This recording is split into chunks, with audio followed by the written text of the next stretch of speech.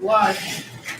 It is Thursday, July 30th, and we will open our afternoon meetings with the City Council Budget Workshop. Leslie, would you please call the roll? Yes, ma'am. Councilman Slater? Here. Councilman Abear? Here. Councilman Torgerson? Here. Mayor Pro Tem Now? Here. And Mayor Fish. Here. Pursuant to the Executive Order number 20-69, issued by the Office of Governor Ron DeSantis on March 20th, 2020, as extended by Executive Order 20-179, municipalities may conduct meetings of their governing boards without having a quorum of the members present physically or in a specific location, and utilize communications media technology such as telephonic or video conferencing as provided by Florida statutes for members of the council who are appearing remotely and for those and also for public participation.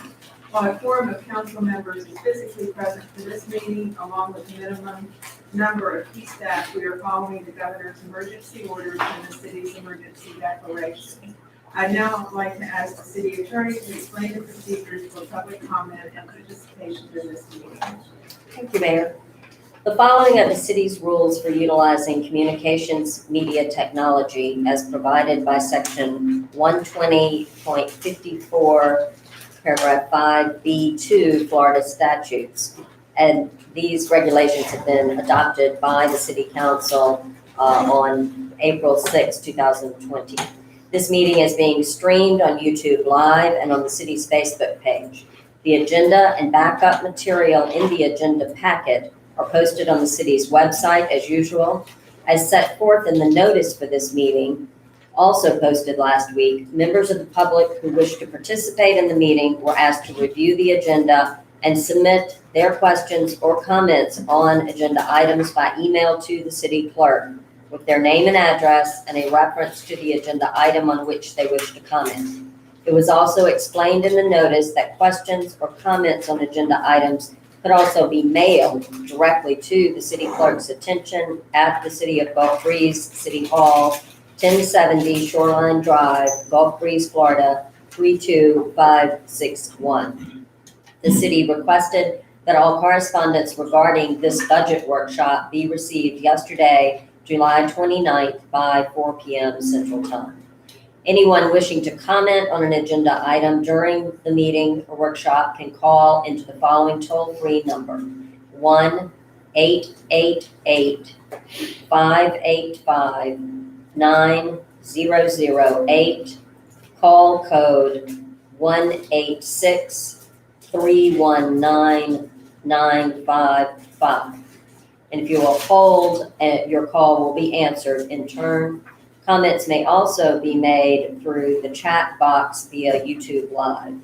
Any member of the public who would like to participate during the public forum, which will occur at the end of the meeting or workshop, should also call in to the following toll-free number, and I'll repeat it again, 1-888-585-9008, call code 186-319-955.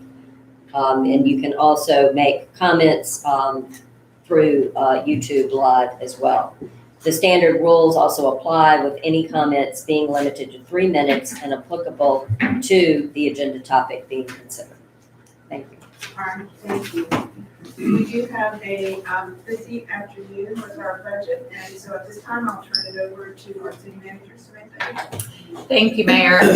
We have planned for you this afternoon the review of 10 funds, and before we dive into those, we first wanted to start by talking about where we anticipate ending this year, and then of course zoom out a little bit more and give you a broader perspective of where the city is fiscally, and of course where we project it to be going in the next 1 to 5 years. And so I'm going to start by reading just some high points from the budget memorandum, which is in your budget binders, and then we're going to dive into the PowerPoint, which of course you have received before the meeting. After the general fund budget overview, we're then going to turn it over to our department heads, starting with Police Chief Hawthorne, who will start with the police department, the red light fund, and then we'll go on to our community services department with Shane Carmichael. And so that's just a brief rundown. But again, I'd like to start with some high points from your budget memorandum. Overall, this current year is anticipated to end the year at approximately 89% of your original budget. That is probably higher than where we actually will end, and I'll talk a little bit more about that today. The next fiscal year, 2021, is proposed to be approximately $4 million below the prior year's budget. That is mostly related to capital.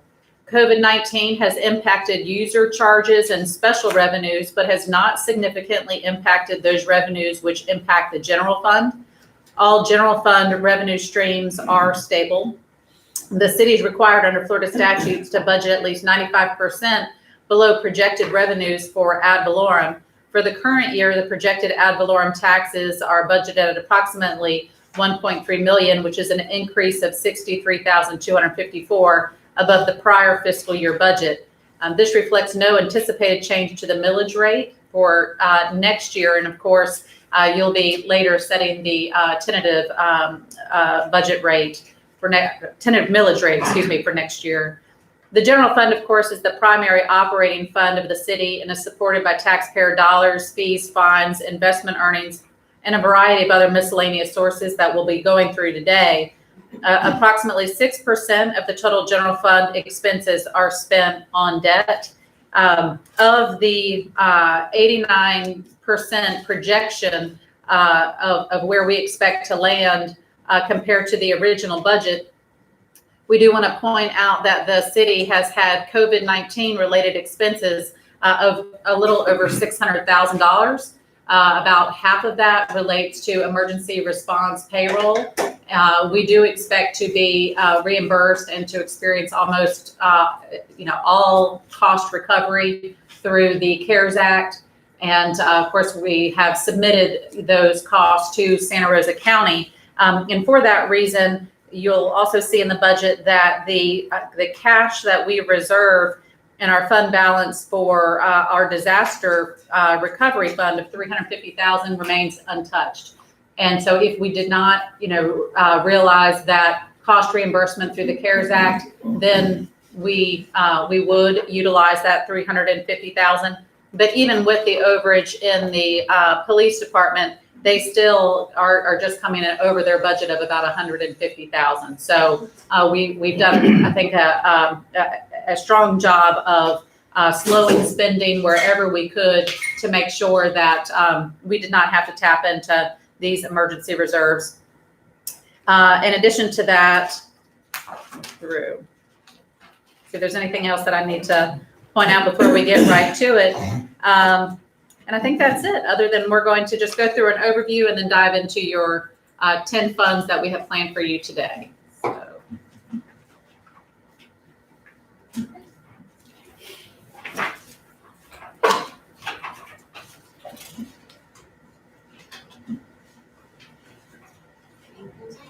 Yep.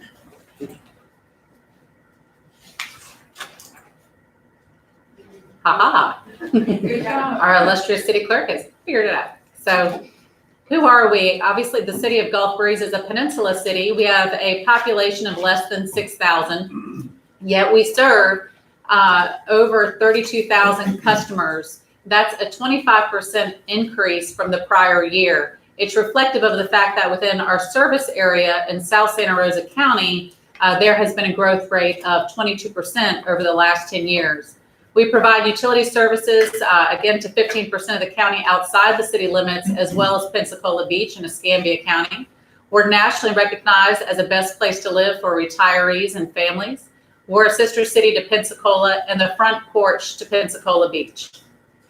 We're a council manager form of government, whereby the mayor and council are the legislative body and you serve at large. One of your fiduciary responsibilities is to set the budget and approve a spending plan of which I must administer and report back to you throughout the year. The city manager is the chief executive. There are 10 departments, 144 city employees, and 100 full-time, which of course is incredible when you think about the number of customers we serve. We have 8 volunteer boards and committees. Again, the growth rate, which is unprecedented for this area, virtually no growth in the last 10 years inside the city comparatively due to the fact that we are built out. And so that's a common thing that we'll be talking about as we talk about service delivery and managing the needs of growth versus the needs for repair and replacement, which is the theme for inside the city. Regional services and diverse revenues maintain the city's affordable cost of living with high quality of life. And that is why we do what we do. Again, here's a breakdown of the customers that we serve. That shows that total 25% increase that's been realized over the last year. And that's why we're projecting for next year. And so you see the city water customers, that also includes our sewer customers. The general fund, this is by number of residents. Natural gas increase was about 5.6%. South Santa Rosa utility system by 11.5%. Solid waste, again, that's inside the city. And so you see very little growth there. And then our stormwater of 3.4%, that's primarily going to be your commercial customers. This is the cost allocation plan that council approved last year for the first time, which then becomes the basis for the reimbursements of administrative cost back to the general fund. And Jean is going to talk about that when we get to our internal services fund. The city organization chart, this shows our departments across the organization. And as our department heads speak to you, you'll see a breakdown of each one of those, especially as it relates to public works. But this is just a high level summary. And so what is the budget? The budget is the financial plan for the city. It reflects the priorities and goals of the city council. It establishes funding levels for city services. It changes throughout the fiscal year. And by that, what we mean is that quarterly, Jean Griffin, as finance director, will bring you a financial report, and she'll also bring you budget amendments for anything that was unanticipated at the beginning of the year. That includes both revenues and expenses. So if we have a grant that we receive, the time to accrue that is the time that you receive the grant. And so she would bring that in front of the council, but also if there's an emergency repair, she brings those as well. And so the council approve quarterly budget amendments, and then you have your end of the year budget amendment. So one of the things we'll be talking about today is your original budget and then your amended budget with those amendments. You are governed by federal, state, and local laws. The focus of the budget process is to align with the city council's mission, review our business practices. It is the city council who sets our level of service for the city. And so other things that we talk about is our schedule of authorized positions. Because you set the level of service, if you require more attention and more maintenance, it may, not always, but may require more resources, more staff time. And so that's the balance that we often talk about during the budget process. Enhancing customer service, financial stability, and engaging stakeholders. All of that is a focus of the budget process. Ways that we engage our stakeholders. In the past, we have surveyed them about important issues that you may be wrestling with the budget, how to best prioritize capital projects. For instance, your capital improvement plan is based off of citizen engagement and priorities. We also publish a budget in brief that we try to keep to 4 pages or less that explain our entire, $35+ million budget.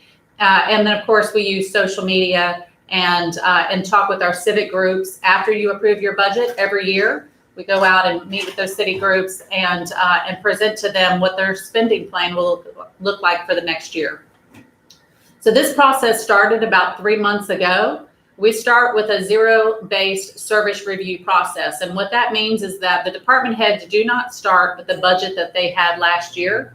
What we like to do is we like to start from scratch, and based on the priorities set by council and the schedule of authorized positions that the council has approved, the department heads build their budget every year.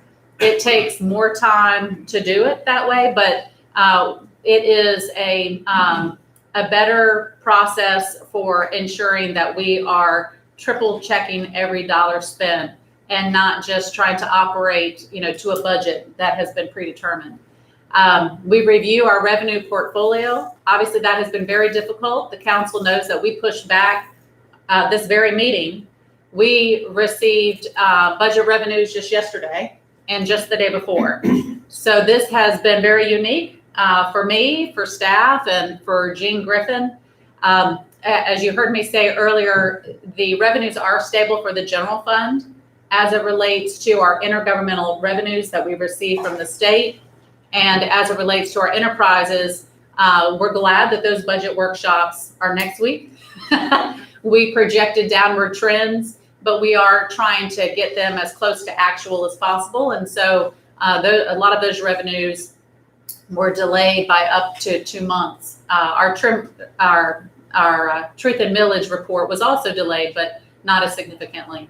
And again, we're going to continue to engage our stakeholders. So mission alignment, when we talk about the city council's priorities, what are we talking about?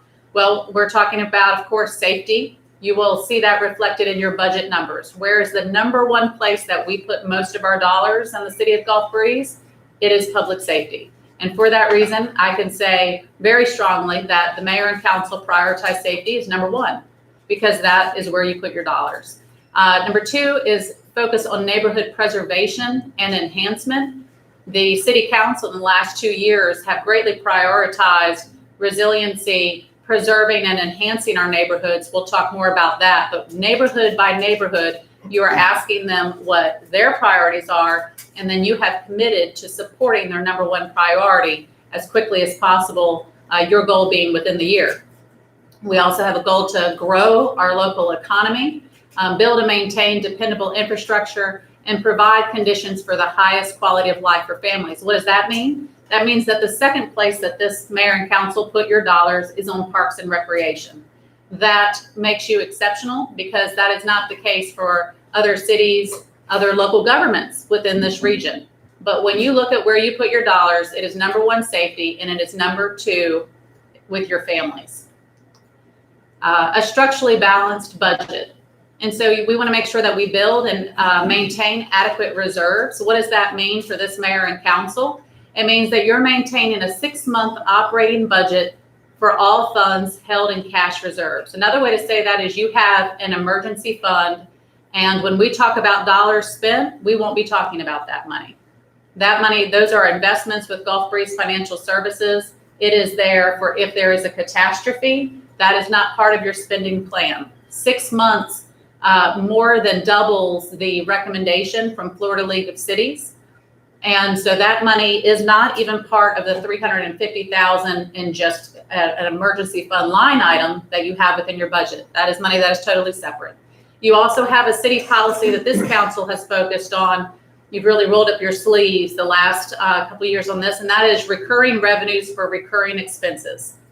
Good governance is making sure you're not using one-time money on recurring expenses. And you've had a lot of conversations about that, and you have changed your budget to make sure that that statement is true. The goal is to increase the cash flow in our enterprise funds, and we won't be talking about that much today, but you want to increase the cash flow to 3 to 5 months in all enterprises in order to make sure that when those emergency repairs happen, that it doesn't require a subsidy from your general fund, which is what we're here to talk about today. That's where most of your tax dollars go. And so for transparency and accounting, you would not want your enterprises to be artificially low, and then you're having to subsidize them whenever the unexpected happens. And so you recently had a budget workshop with Raftelis Consultants, where you ask them, what is the benchmark? What is the best practice? And of course, Mayor Pro Tem Tom Nail has those conversations with the South Santa Rosa Utility Board too. It's just a matter of a comfort level. It's a local policy decision of what cash flow makes the most sense for our city. And you have been doing that enterprise by your solid waste, stormwater, and of course, this coming year, we're looking at your water and sewer funds. Long-range financial operating plans, I have them listed here. I've already mentioned your capital improvement plan. And then, of course, staffing for the minimum, which is reflected in this budget. Because of the uncertainty of COVID, you are going to see vacant positions. You're going to see furloughed positions. what we'll also be talking about is that as conditions change, you can expect a budget amendment. If we fill an unfunded position, that will need to come to council first. You will have to approve funding that position. And right now, with the uncertainty, we're leaving positions unfunded until the council acts otherwise. And so here I just have a list of how the budget is organized. I won't go through this slide, but this is an area that I have challenged myself with trying to better communicate how our budget is organized to our public. It's a common misconception to lump all money together and to say, well, the city has a $35 million budget. I don't understand why we haven't built an amusement park yet. We can certainly afford it with a $35 million budget. A couple things about that. One, we talked about making sure that recurring expenses are covered by recurring revenues. So an amusement park would cost money year after year. But aside from that, we also have different funds that all roll up to that big number that we all see. And those different funds have money which is restricted by federal, state, and local policy. But also, depending on the fund, it may likely can only be used within that fund. And so that's a breakdown of the funds you see there. Again, we're going to be talking about primarily general fund today. How big is Gulf Breeze city budget? The total original budget for the current year on adoption was $38,228,189. It includes close to $12 million for general fund operations last year, $26.4 million for enterprises and other fund operations. That's your, again, when we say enterprise, we're talking about your service delivery that is funded by fees, by your rates. And then a little over $1 million for the general fund and capital improvements last year. I just want to repeat that although that number is what it is on the screen, we're projecting at the most to end the year at 89% of that original budget. So for next year, what we're going to be talking about is expenditure adjustments, revenue adjustments, health insurance. You just approved the health insurance for next year, very small adjustment there, interest earnings adjustments, and integration of your capital improvement plan. This one's a little hard to read, so I'm going to have to go to the book.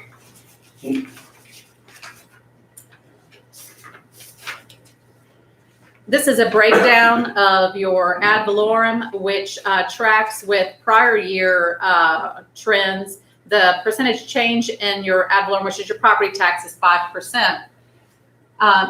Because we're a built-out environment as it relates to payroll cost, payroll is typically, because of inflation and healthcare costs, we know that we're always going to see an increase. Last year, you implemented a compensation study from Cody and Associates to make sure that you're paying the competitive wage for the area. We found that we were paying on average about 6% less for most positions. And so you did what we called a true up last year. And so we now can say that we pay the regional average for our workforce. And so the increase in ad valorem from one year to the next has been about a 5% increase. The good thing about that is that covers our personnel increases. That means it covers our health care costs, our pension increases, and our employee raises. So that may not always be the case, but it's been really nice that has been, the case for the prior years, most recently. And so we just, because we're a built-out environment, we know what those costs are going to be, every year, and we, try to, as soon as possible, know what the healthcare increase are always going to be, and we try to always keep it within that number. And so you can just kind of go down this list here and see that grants and intergovernmental revenues are decreasing by 23%. However, you're going to hear from department heads that they do anticipate receiving a grant next year. That means that we're hearing from that state agency good things, but until we actually receive official notice of grant award, the council does not take action to amend the budget. Sales revenues, you see that there is a projected increase of 3%. Budgeted reserves is going down 64%. The reason for that is because your current year's budget included a lot of capital projects, which you had originally budgeted in the 2 prior years, in 2018 and 2019. Those have almost all been completed this year. So you're going to see that decrease of 64% because there is no carryover into fiscal year 2021. And that again goes back to why there is such a decrease in the overall budget. Total revenues to expenses, we're expecting to see a decrease of 28%. And that is your balanced budget. So moving on from there, just going to hit on some of these slides. Your general fund for next year projected revenues, we're projecting a little over $9 million. And that is getting closer to what a typical budget is when we don't have these big capital projects that the city approved back in late 2017 and 2018 in order to implement the Most Livable City Master Plan. So as you're seeing those projects be completed in Parks and Recreation, you're starting to see our budget come back to what it typically is. And I'll talk a little bit more about that in a minute, but these are your expenditures for next year, just a illustrative breakdown. But again, you see your personnel payments at 34%, taxes and benefits at 14%. Those are generally always covered just within the increase in ad valorem of recent years. Professional contract services comprises 8% of your total budget. Operations and repairs, 12%. Supplies and expenses, 5%. Capital expenditures is only 7%. And of course, debt service is 6%. And we're talking about the general fund. So we compare that to the overall city budget. And so this would be the budget that last year was about a 38 million. I would say the last year, because I'm already working ahead, excuse me. This is current year. And so this kind of shows where your dollars come from in that total about $38 million budget in current year. And you can see that 68% of your current revenues are coming from your sales and charges for service. Well, that's no surprise because we talked about our service area is where the growth is. And so, again, when you get back to common misconceptions from somebody who this may be the first time that they have looked at a municipal budget, they're going to say, oh my goodness, we're a town of less than 6,000 people and we have a $38 million budget. But the revenues that we receive must be used on the service delivery, and that's 68% of your total budget. And so when you're talking with citizens, you can say, well, just take 70% away, because we certainly would never use anyone's water bill if we wanted to build an amusement park. So that's not where you're going to find the money for those types of projects. So just wanted to point that out. And then we go to where dollars go in all funds. Again, this is that total overall budget, not just your general fund. So of course, then you see your capital expenses go up greatly, right? So your capital in the general fund was 7%. Overall, it's 29%, because when you look at your enterprises, you're looking at of course, your lift stations, your wastewater treatment plant, your pipes and infrastructures that are in the ground. But you do also see that your personnel payments go down. So in the general fund, our personnel payments are about 34%, taxes and benefits 14%, but overall, we're 29%. And I want to point that out because I think the mayor and council do a really good job at those drivers that can really turn your budget upside down. And so that's why you did the compensation study recently. We want to make sure we're competitive, but we want to make sure that we haven't over leveraged ourselves in our payroll category. And so moving on to this, I have a few slides that I added, and I'll go through quickly, that are not in your PowerPoint package, but they will be next week. We'll add these. I call these extra credit slides. But this is just an example of all your governmental funds, where you see the greatest amount in your of your general fund dollars versus your red light camera fund, CRA fund, tourist development dollars. Governmental funds compared to enterprise funds, just another way of showing what I just conveyed, that majority of your budget is for service delivery within your enterprise funds. That would be the yellow bar that you see there. Here is your cash to investments. And so just again, another way of illustrating that. And then we get to the emergency fund policy. And so we talked about now that we're completing these large capital projects that were funded with one-time monies, and you're getting back to covering operating expenses with operating revenues, we're shrinking back to about that $9 million budget. And so 6 months operating in the general fund is about $4.4 million. And if you go down that list, those are all of our major funds, and that represents what it would cost to operate for the next 6 months. Now, if there was a bad storm, you may decide we're not going to do any activity in the CRA because we just had a Category 5, not on everything.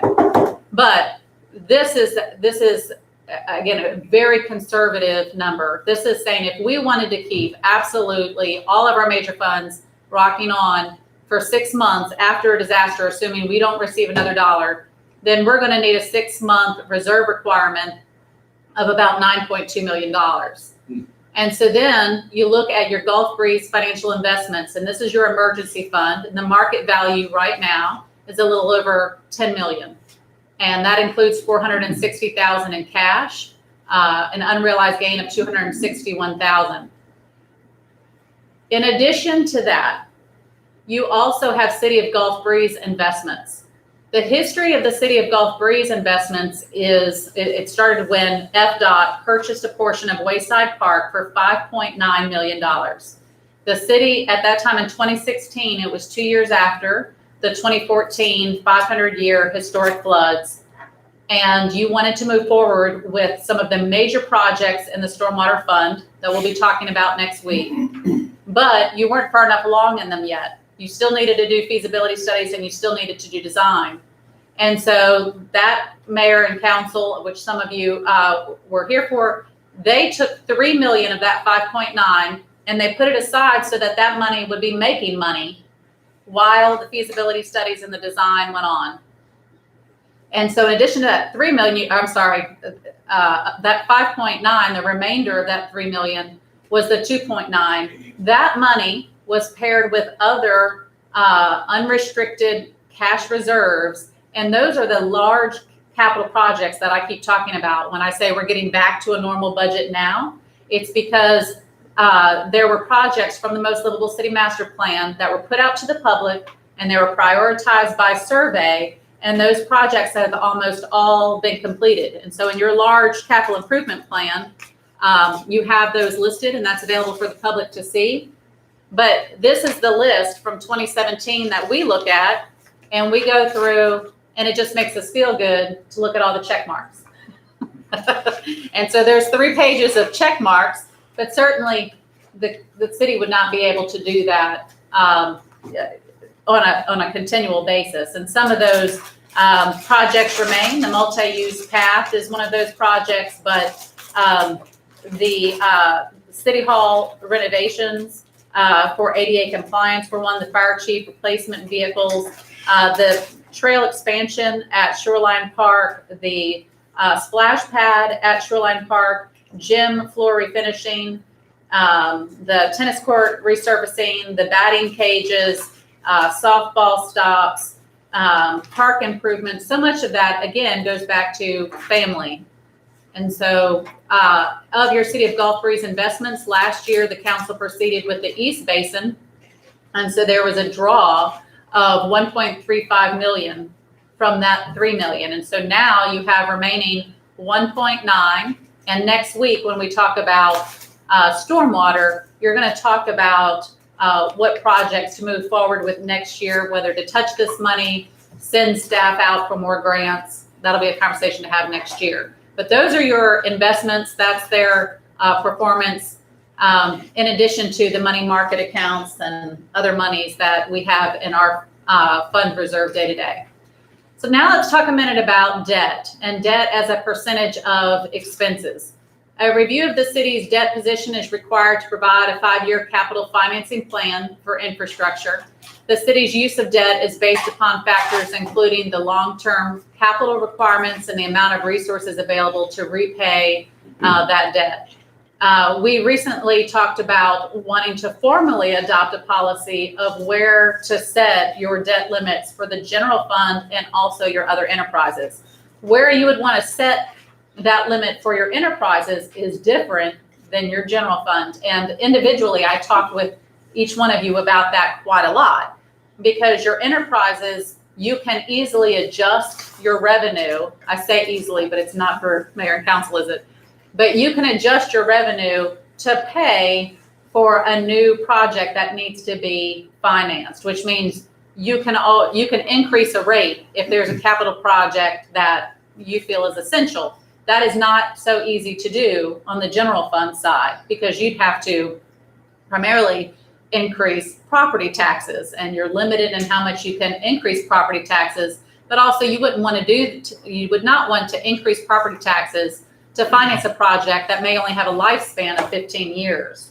And so that it's not very typical. So your general fund debt service, you want to set lower. The average is about 15 to 20%. And so the city is much lower than the average. Here's a debt service as a percentage of operating expenses. Another way of saying that is, for every dollar that you spend in each one of these categories, this is the percentage that is, it goes out the door towards debt. And so these are your audited numbers. These numbers all came from your independent auditors. But you can see, again, when you look at the spending plan, you see the mayor and council's priorities. I just want to point out that stormwater is very strong in 2017, 18, and 19. In 15 and 16, there was a line of credit from GBFS, which is that blue bar. And so it doesn't mean that your priorities just started in 2017 with stormwater. They really started in 2015, but that's where you start. That is when we repaid the line of credit, and that's where you see that green bar go up significantly. So I think that it's just nice to be able to say to your residents, for every dollar spent in the general fund, 7 cents is spent on debt. That's very low, and it shows how conservative you are. I'm saying, so I round up. This is the 2019 number from your auditor is technically 5.57%.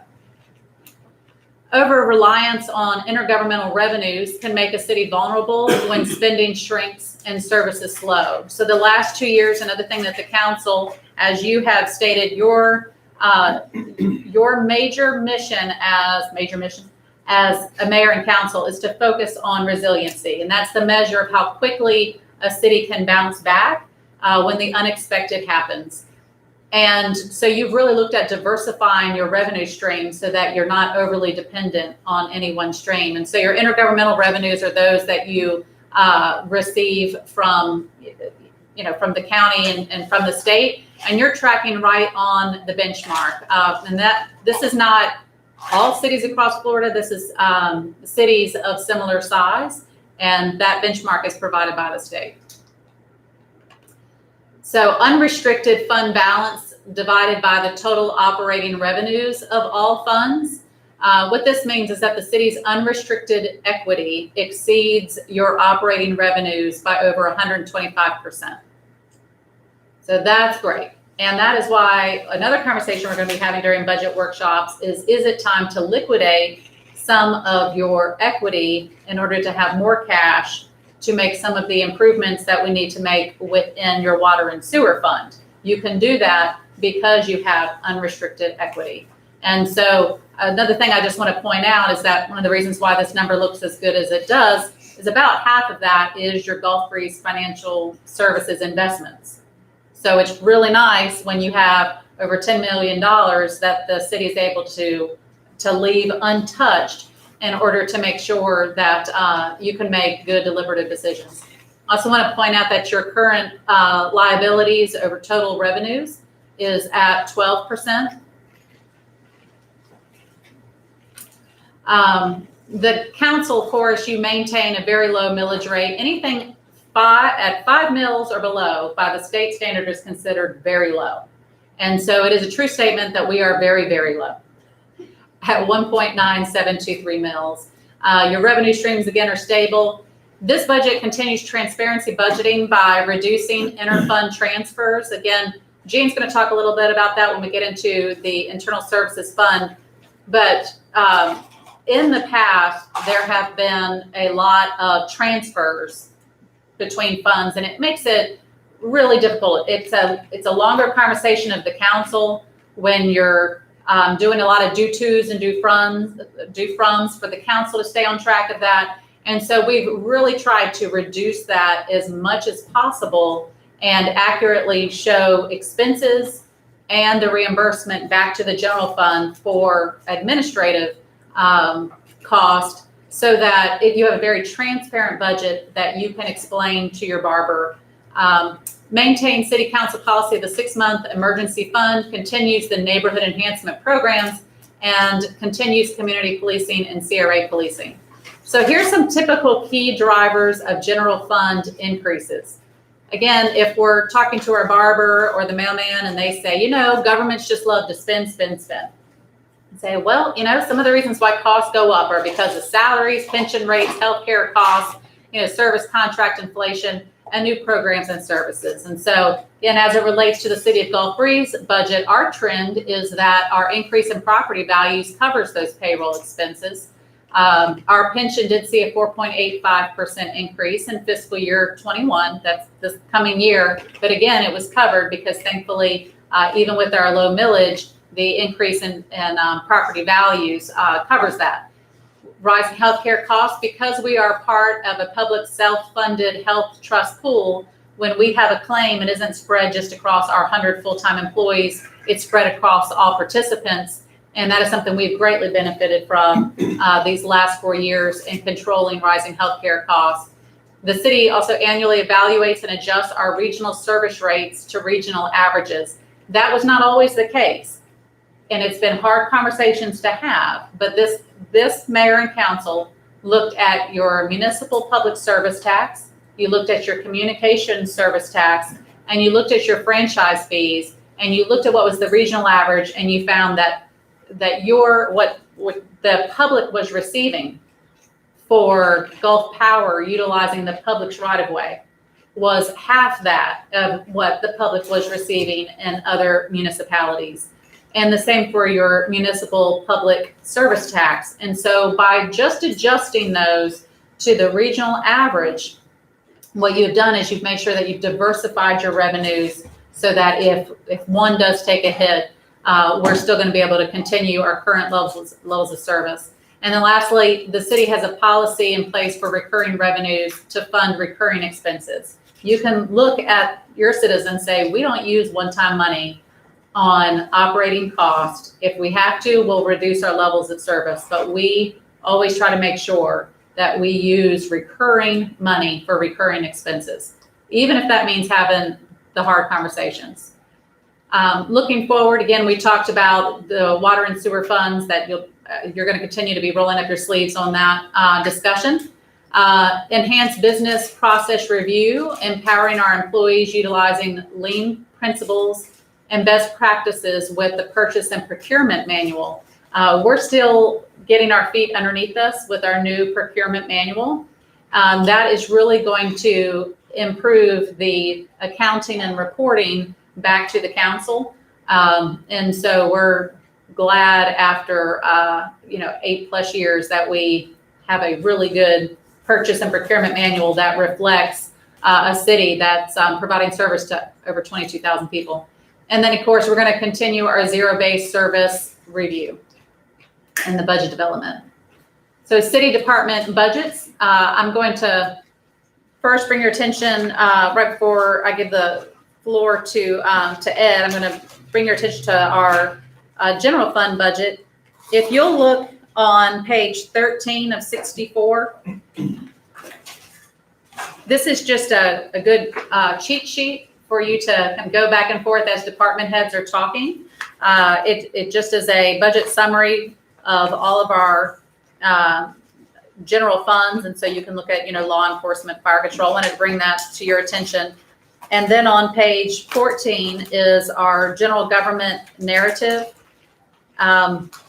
There is not a significant change from last year to this year other than our salaries and payroll are going down. They're going down because We do anticipate next year that at some point Tiger Point will be sold. And so we have an unfilled position in the finance department, and we will be moving an existing personnel into that position and then leaving the other unfunded. And then also the administrative assistant in the administrative services department, we left funded for half a year. And so wanted to just point that out to you. Not the most significant personnel changes, but that's the reason for the decrease. So it represents a total of 14 full-time employees. Other noteworthy accomplishments, I just really wanted to point out, we have a Department of Technology and Innovation, and that is a department of one. That is Ed Miller, as you will know, and then he also has a company by contract that when emergencies happen, he can reach out for assistance, but it is primarily Ed. And so on page 16, I wanted to point out that because of COVID-19, we have had a dramatic increase, obviously, of staff working remotely. Also, our Microsoft Teams, being able to use a safe network environment and having all of these groups, that's increased by 487%. And so I just wanted to, I'm not going to read all of these, but almost daily we are having an occurrence of someone trying to hack our website. And so in addition to all of COVID, you have those very real cybersecurity issues that you may recall happened to a neighboring city right before all this happened.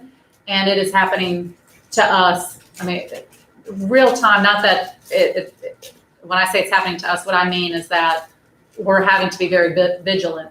And that means making sure that our employees are trained, that we're testing our systems. And so all of that is ongoing. For our capital next year in general government, that's where you're going to see our priorities. And so we're not requesting any capital except for as it relates to IT, and that's a total of about 30,000. And so that's general government. If you have any questions about any of the specifics, it just hasn't changed very much on the budget worksheet. And then the internal services fund, I'm going to turn over to Jean for just any high points that you may want to bring to the council's attention. Thank you. I just wanted to mention about IT again.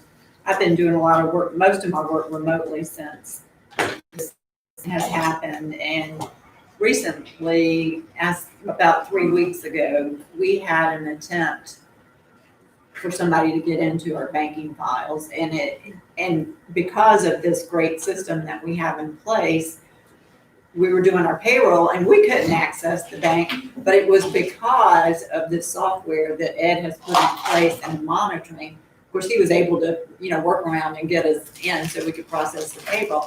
But that just shows how fortified our system is, that it would recognize that. And I know that I've been a real thorn in his side, and he's always been helpful and nice about it. And I just want to mention how hard Ed has been working during this event.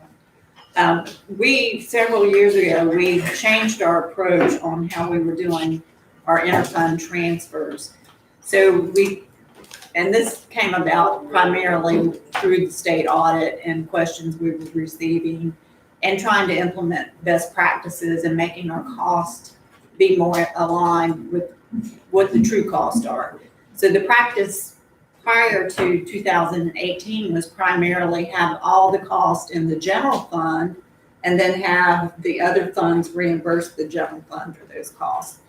And so what we started doing is looking at each one of those costs and how could we spread them across the enterprise to the other funds that we have, the enterprise funds primarily, so that their costs were real and they showed up in the correct places, whether it was personnel or operating supplies or software or whatever the case may be. So it didn't look like the general fund was so heavy with costs. And so we've refined that every year. I know you get a lot of budget amendments from me, and sometimes they just say accounting change or true up. And that's what we're doing. At the end of the year, we're looking at what really were our costs. And if our costs were lower, we lower the amount to the other funds and adjust their budget. So we do our best to try to keep our costs low, and that helps the taxpayers. And I would just say that accountability has really increased over the years, and I would say, even though this year seems like it's a tight year with the budget, this is probably the best budget that I've seen since I've been here, because the departments really are doing that zero base. They're looking at everything. And you'll see that more when you get into public services and some of their budgets, because they're really very complex. But with the overhead allocation, basically what we've been basing it on is for the overhead, which would be Ed Miller, Samantha, and myself, accounting staff, city clerks that work for everybody. We've been using that based on the customer counts and then using the city citizens in that count. And it usually works out about 30% of the costs stay in the general fund and the rest are spread across the enterprise. And so as we tried to identify more things, we've been able to reduce the amount of money that is still being reimbursed. And hopefully we'll get to the point where we can just allocate direct cost all of our expenses. It's just, you have to have studies and some good data to do that. So this year we're actually have a decrease to the amount that we're allocating, because we've started taking our software costs and doing the same with that. So last year, the software related costs were still in the general fund 100%. And then this year we're spreading them across the enterprise. So that's the primary change.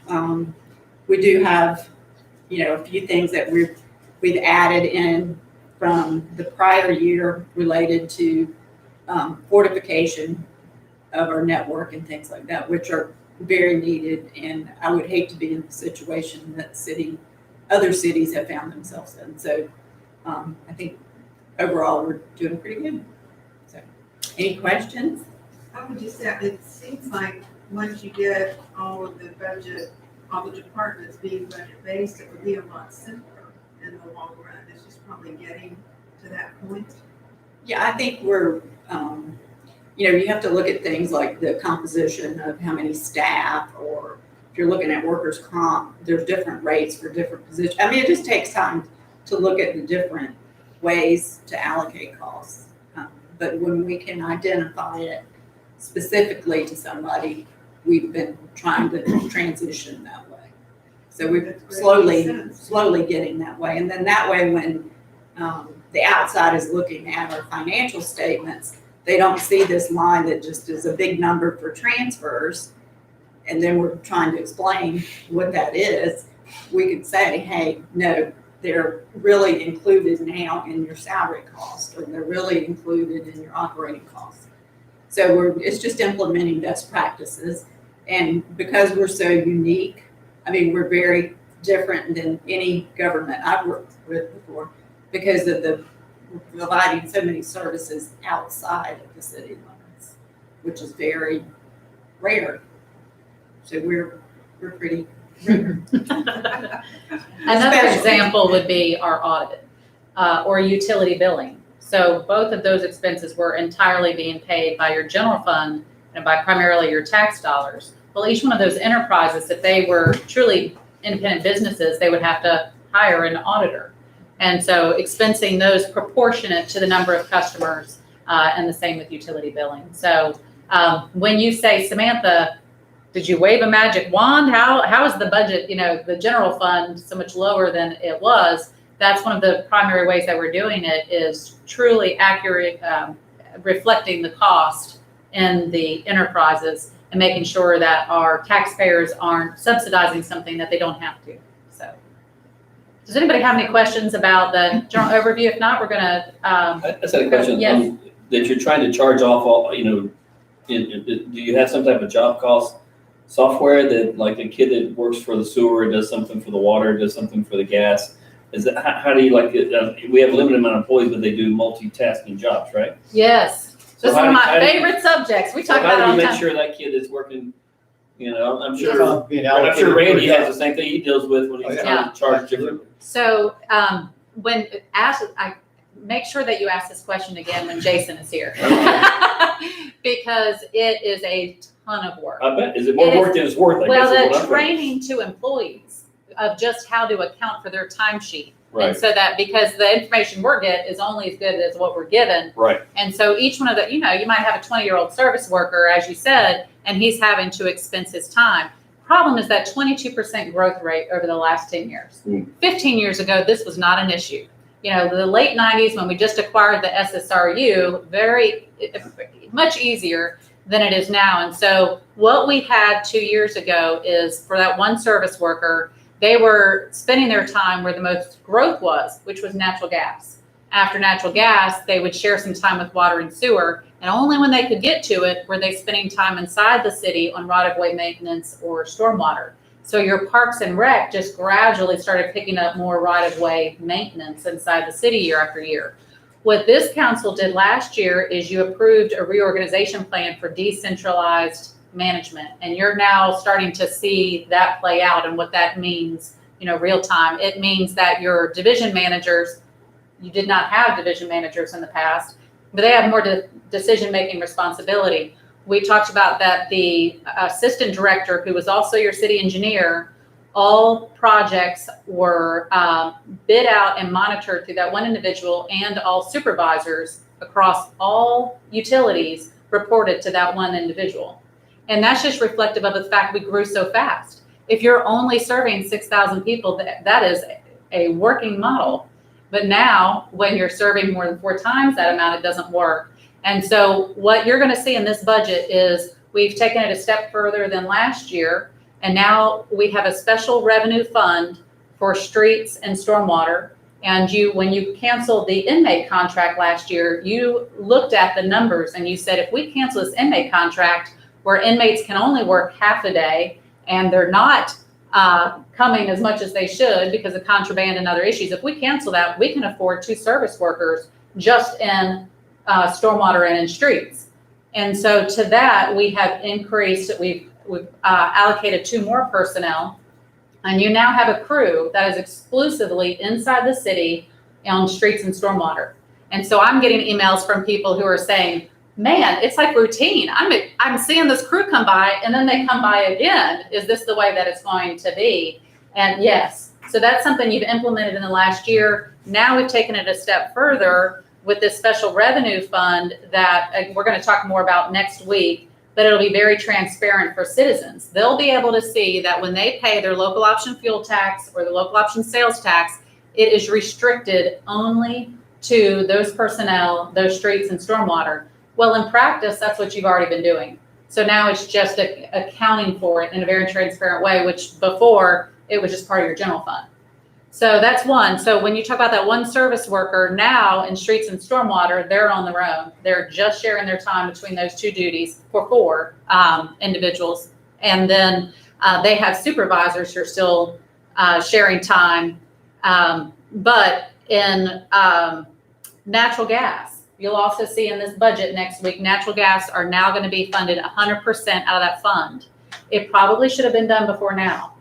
You know, that is a very, growth heavy fund, and it can afford employees that aren't shared with other duties. And so it has been very difficult. We got really behind before COVID on our work orders with natural gas and water and sewer, because you're taking literally one person who needs to do natural gas connections and he's going to do water connections instead. So now you'll have 100% natural gas employees, and that leaves water and sewer. And that's where you're going to be spending your time, because a decision you won't be making with this budget, but you'll be making, we project by the second quarter of next year, is whether to combine those 2 water and sewer funds, so that now if I'm an employee of the water and sewer division, I don't have to account for how much time I spend inside the city versus outside the city. My costs as a personnel are spread system-wide. If you do that, that's how you're going to keep the rates inside the city low. So when we projected all of your capital needs and repairs, what the consultant told you is that you will not need a rate increase inside the city if you consolidate both funds. not the only option, but that's the discussions we still need to have. You won't be having that water and sewer discussion as part of this budget workshop because we couldn't make it happen in time. And so we just got to figure the accounting and bookkeeping part out of it. But we have gotten there in natural gas, and we have gotten there with streets and stormwater. You will no longer have one person who is spread out across 5 different funds. So basically, every department has their own employees in the next year. Right. That's right. That's decentralized You just said that. So basically, it's the Where would be the supervisor fun in ranking that? individual. Look at Ed. Don't even look. He's smiling. He's like, I love you, Jamie. but I had to take you down the road to get there. So just for my own mental health. But yes, that's right. Okay, That's the thank you. goal. So basically, the simple That answer is the goal. yes. That's the goal. Beautiful clock you built though. That is, thank you. Is it a beautiful clock? If you open it from the back, there's a lot I'm of. not bringing it up with Jason, I'm telling you right now. Please, She should have been in the he'll show you the time sheet. He really will. You think I have a lot to say on it. It all goes back to we grew really fast and now we need to catch up. So, Okay. all right. So with that, So, Ed? before we said, I Yes. want to ask, we'll move into this new methodology, will it help us get to a monthly budget, monthly variance with year-to-date budget, year-to-date variance? I think so. I mean, what I've seen as a huge improvement has been with the procurement policy. So part of our issue has been not knowing what's outstanding until we get a bill. So we have to use the purchase order system. Yeah. So that is slowly making a difference. And just overall, not having to deal with the state audit is going to be a plus, and getting over some growing issues. But I think that in the next year, we should be, we've set some goals in our strategic plan, and I tried to make them as reasonable as possible, without being over. I mean, we're actually further along than I thought we would be at this point when I came on board, so if that is a positive indicator. Did the audit actually conclude yet or no? No. Short answer.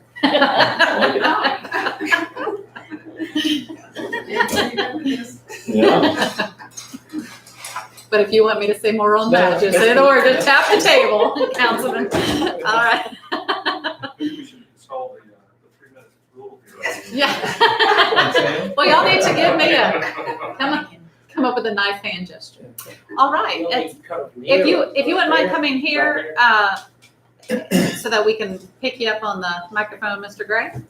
And you just let me know if you want me to, if you're gonna go off of these or. Okay. Okay. No question that the pandemic affected our business being conduit issuance of bonds. For a while, the market was stymied, but it got over the effects and began to realize that long-term investments such as municipal debt for viable projects was something that the market wanted to get back into. In fact, was a good alternative to, say, the volatility of the stock market. So we've overcome a lot of that. However, some of the facility financings we've done over the years, such as assisted living facilities, they have been impacted severely. Their income projections have not been met, and some of those are actually in default because of the pandemic and the populations of assisted living facilities being so affected. There's also was a certain amount of borrowers' caution to enter the capital markets. That's eased up quite a bit. Our pipeline is now pretty steady and not as strong as it was this time last year, but nevertheless, we do have a number of deals in process. In fact, we closed a sizable deal just today. Money was wired to the accounts and a closing happened. So that's always a good thing, and that happened just this morning. And then on the income side, as far as what we get from investments, particularly in that rainy day fund, we'll call it, in the GBFS, yields are down on investments for obvious reasons with the whole market cost of money rates being down. The next slide, let's see, go over that one, okay. The cash position that we want to go back to the previous one? Yes. There we go. Sorry. This just tells you historically what we have is total income, how much in transfers we do, and then the net remaining revenue based upon what transfers went to the city's general fund. And as you've talked about already, Sam's adequately covered, you're trying to wean yourselves off of that being a dependency for the general fund budget, and that's obviously, a good thing to be done. But for next year, we should have another $1.9 million in actual transfers additional to what we normally do. That's going to luckily impact our cash position, which on the next slide talks about the cash position of CTA. This is the progression of it since the last 4 or 5 years, 2015 forward.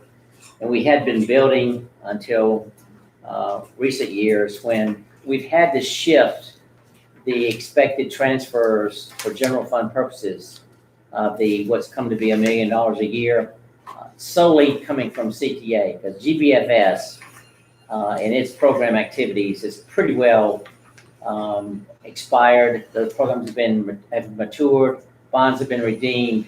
So there's really not a income flow to GBFS that we can tap. And it needs to be CTA. And quite frankly, when CTA was created in 1999, we looked out and saw by the year 2010 and on into 2020, the GBFS financing programs that were started back in the 80s were going to start to wane.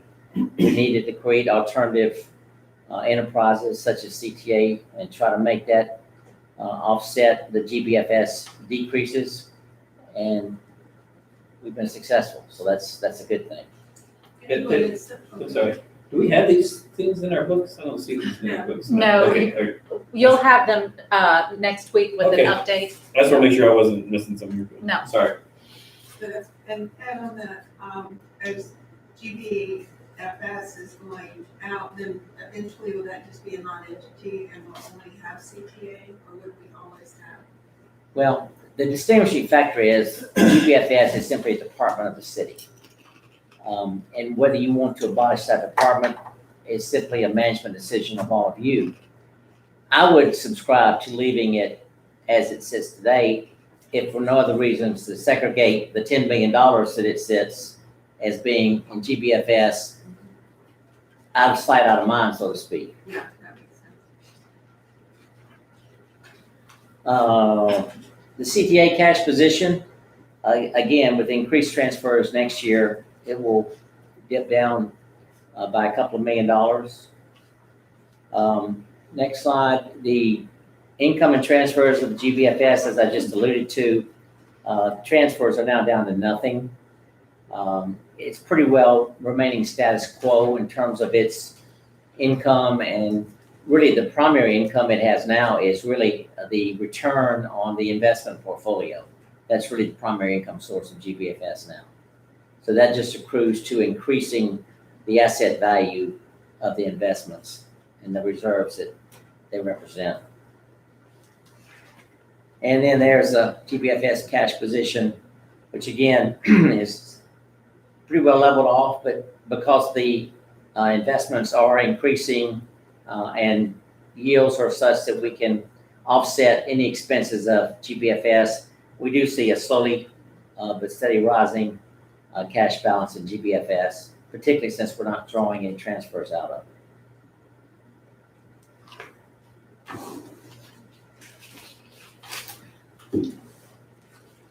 Did I need to address any of the specific budget items, or is that up to you, or, That if the council, They they did have get those information in your in advance. packet, but Yeah. the line item budget from GBFS and CTA is included in your budget. If you have any questions, this was reviewed with recommended approval by the CTA. Of course, Mayor Pro Tem Nail is a member of the CTA board, so. And this isn't related exactly to budget, but you mentioned that with the assisted living facilities, that the, I guess demand is going down, and I guess I would be thinking it would be increasing. Well, families that were considering placing an elderly parent or whomever into one of these facilities, they're delaying that decision because they're afraid of what's happening with ALFs and the COVID. So their increase in census as well as just maintaining the census as current residents either meet their demise or leave for whatever reason, they're not growing. They're not replacing clients with new ones because families are keeping them at home until all of this is over. So they're- Also, in some cases, not getting paid for the ones that have. I haven't delved into that specifically. I could just tell you the overall gross income, virtually of all of them, is down as compared to this time last year. Do you anticipate that the request for charter school funding will continue to increase? So far, it has been steady. It has been a sustained activity. The one that we closed today happened to be a consortium of 6 charter schools within the state. The closing and bonds issued total over $70 million. So those type of deals obviously offset other sectors such as assisted living facilities not doing as well. And are there any other opportunities besides nursing homes and charter schools? We're constantly entertaining opportunities of virtually any kind that come to us. Because CTA is concentrated on non-governmental financings, private activity is what you refer to it as. The growth in public charter schools, assisted living facilities, because the general population trends of the state have been our main sectors that we've heard from. We occasionally get a multifamily housing project that we look at.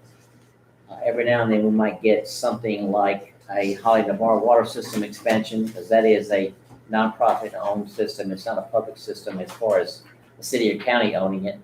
So we get a few of those, but right now, the concentration is strictly the sectors I just talked about. Are there other states who are going to charter schools to the degree like Florida seems to be? Do we ever get requests for charter schools from out of state? We have put the word out. In fact, just yesterday, I heard from a financial advisory firm that possibly wants to use us for facilities in Florida. And I was quick to remind them, because they operate nationally, that we can issue elsewhere. We can issue nationally and point that out. Now, we've done in the assisted living facility area and the multifamily housing area, multi-state financings over the years. We have some of those that we booked, but not so far charter schools. And I think that's principally because charter schools in Florida have a revenue stream because of the really high support given by the legislature. And that may not be the case in other states. So the strength of a charter school in Florida to get financing and having investors be attracted is better than most states. So they operate on their own better. You've also the proton clinics. We have done some of those, that's correct. Yeah. However, the 2 that we had in the works, in addition to the one we have booked, they were facing a Medicare reimbursement change that's kind of put them on hold until they figure out what that's going to be. I don't have anything else. Anyone else? No, we just, know the message that comes back to me when I go to the CTA meeting and we do budgeting is, a standard paragraph that Ed puts down at the end. This golden goose might fly away one day, so don't make this a dependable thing. Nice to have it, but don't plan on using it as a necessity. I get that right in. You got it totally correct, and I alluded to something that I never would have anticipated happening to us last year. It's in the write-up. A Supreme Court decision that was not aimed at us. It was just happened to be one of those unintended consequences that the ruling impacted whether or not we could in fact issue bonds like we have historically. We had to go to the legislature, we had to get the lobbyists mobilized, we had to get the law changed.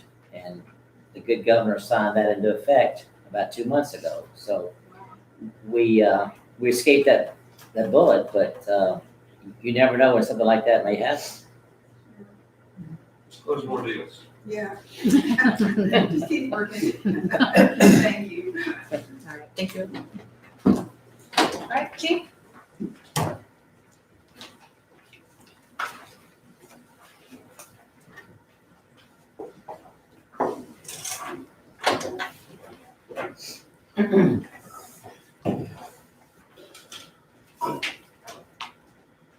Good afternoon, Mayor and Council. Here, talk about a little bit about the police department and our budget for fiscal year 21. The police department is, full-time service police department. We're divided into 7 different divisions: patrol, investigations, administration, school resource officers, clerical, communications, and IT.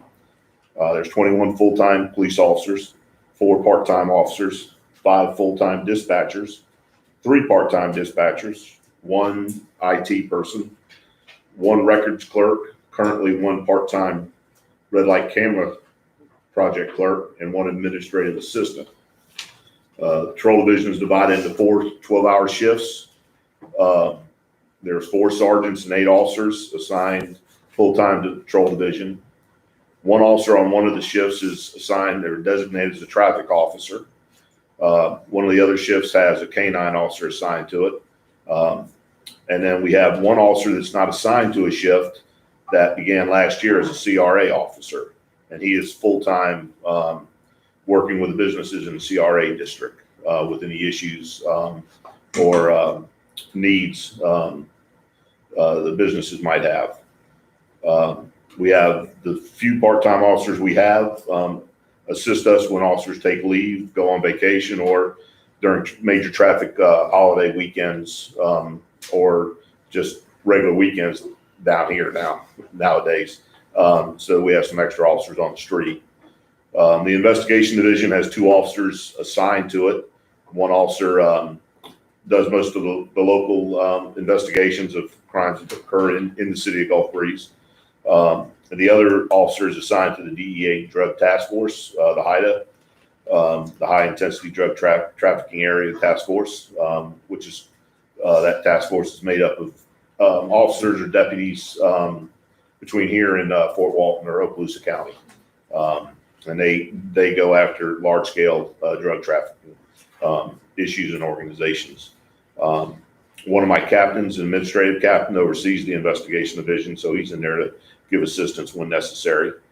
The school resource officers, we have 1 in each of the 3 schools here in the city. And once again, this year, you'll see later on that their salaries are paid 100% by Santa Rosa County School Board. So we provide their equipment and everything, and they take care of the payroll. So we like that.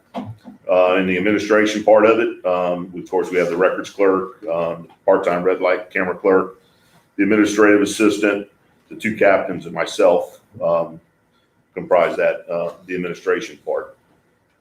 I'm trying to go by, I didn't put them together, sorry. No, In our dispatch center, the dispatch, they not just dispatch for police department, but they also do Gulf Breeze Fire and, of course, the National Park Service, the Rangers. And then they also handle the after-hour calls for Gulf Breeze Public Works, Santa Rosa Utility, the National Park Service.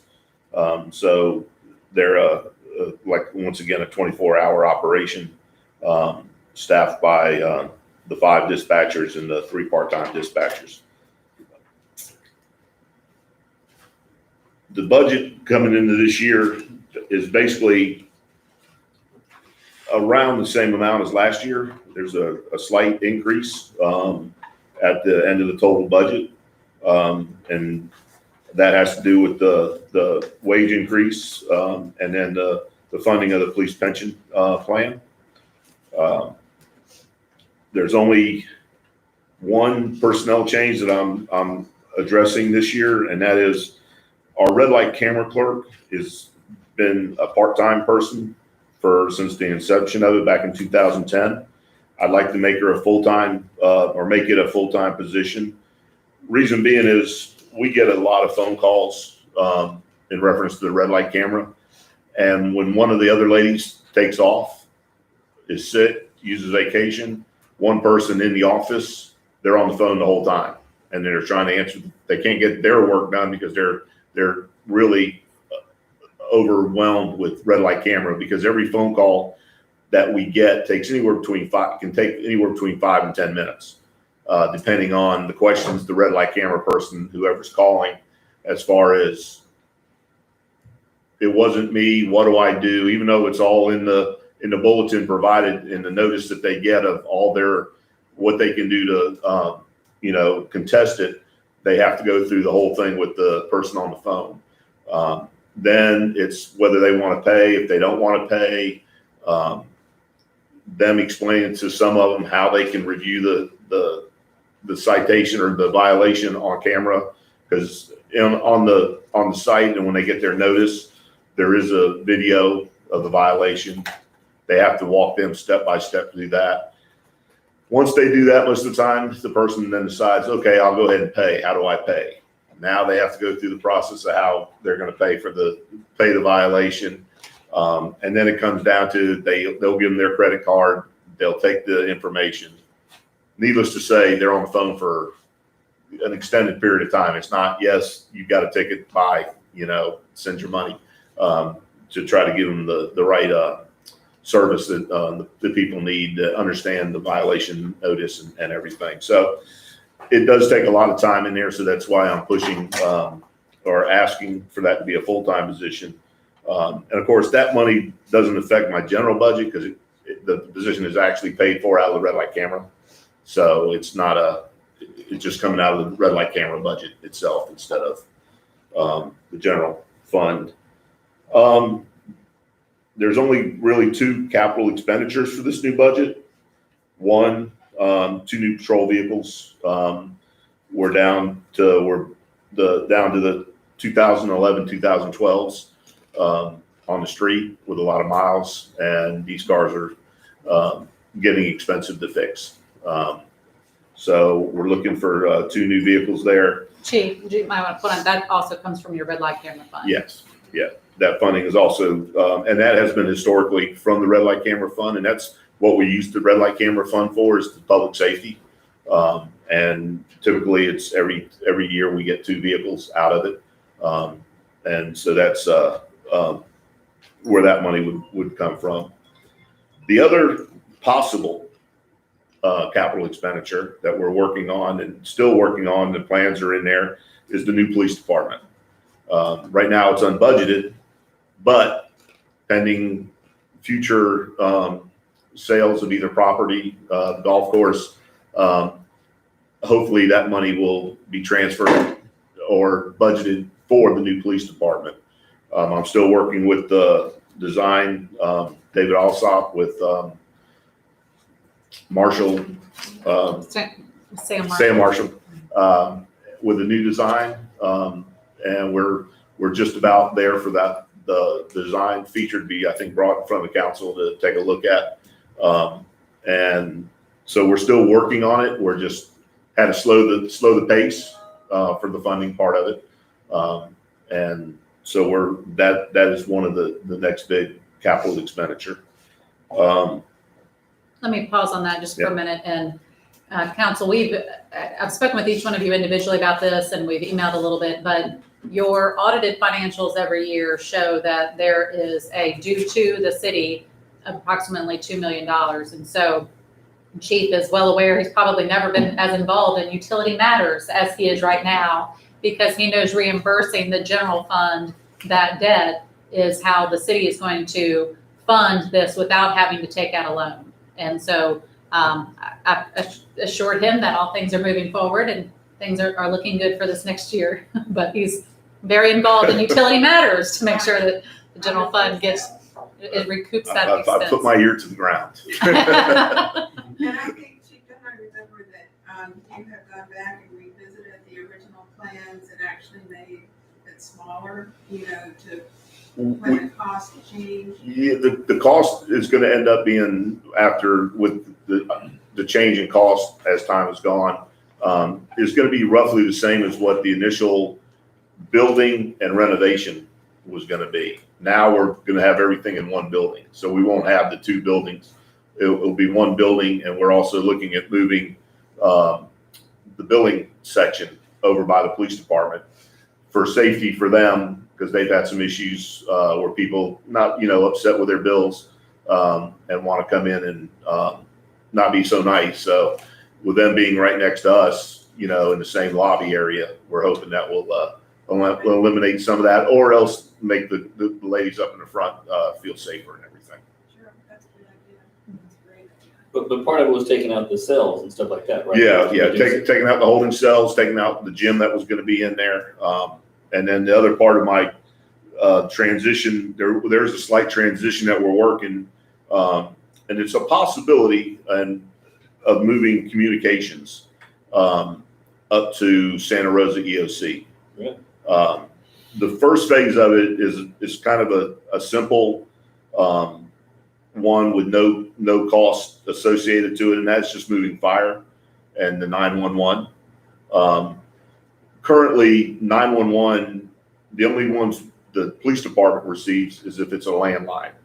As we know, most people don't have a landline anymore. Everybody's got cell phones. Cell phones automatically go to Santa Rosa anyway.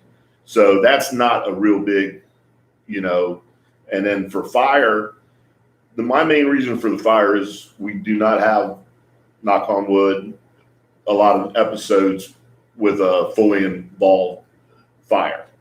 If we have one, our communications is the main communications. Midway Fire's coming, Pensacola's coming, the beach, for assistance.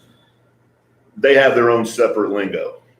If you don't do it all the time, you don't remember what it is. Our police lingo is a little bit different than the fire lingo. I don't want anybody getting hurt.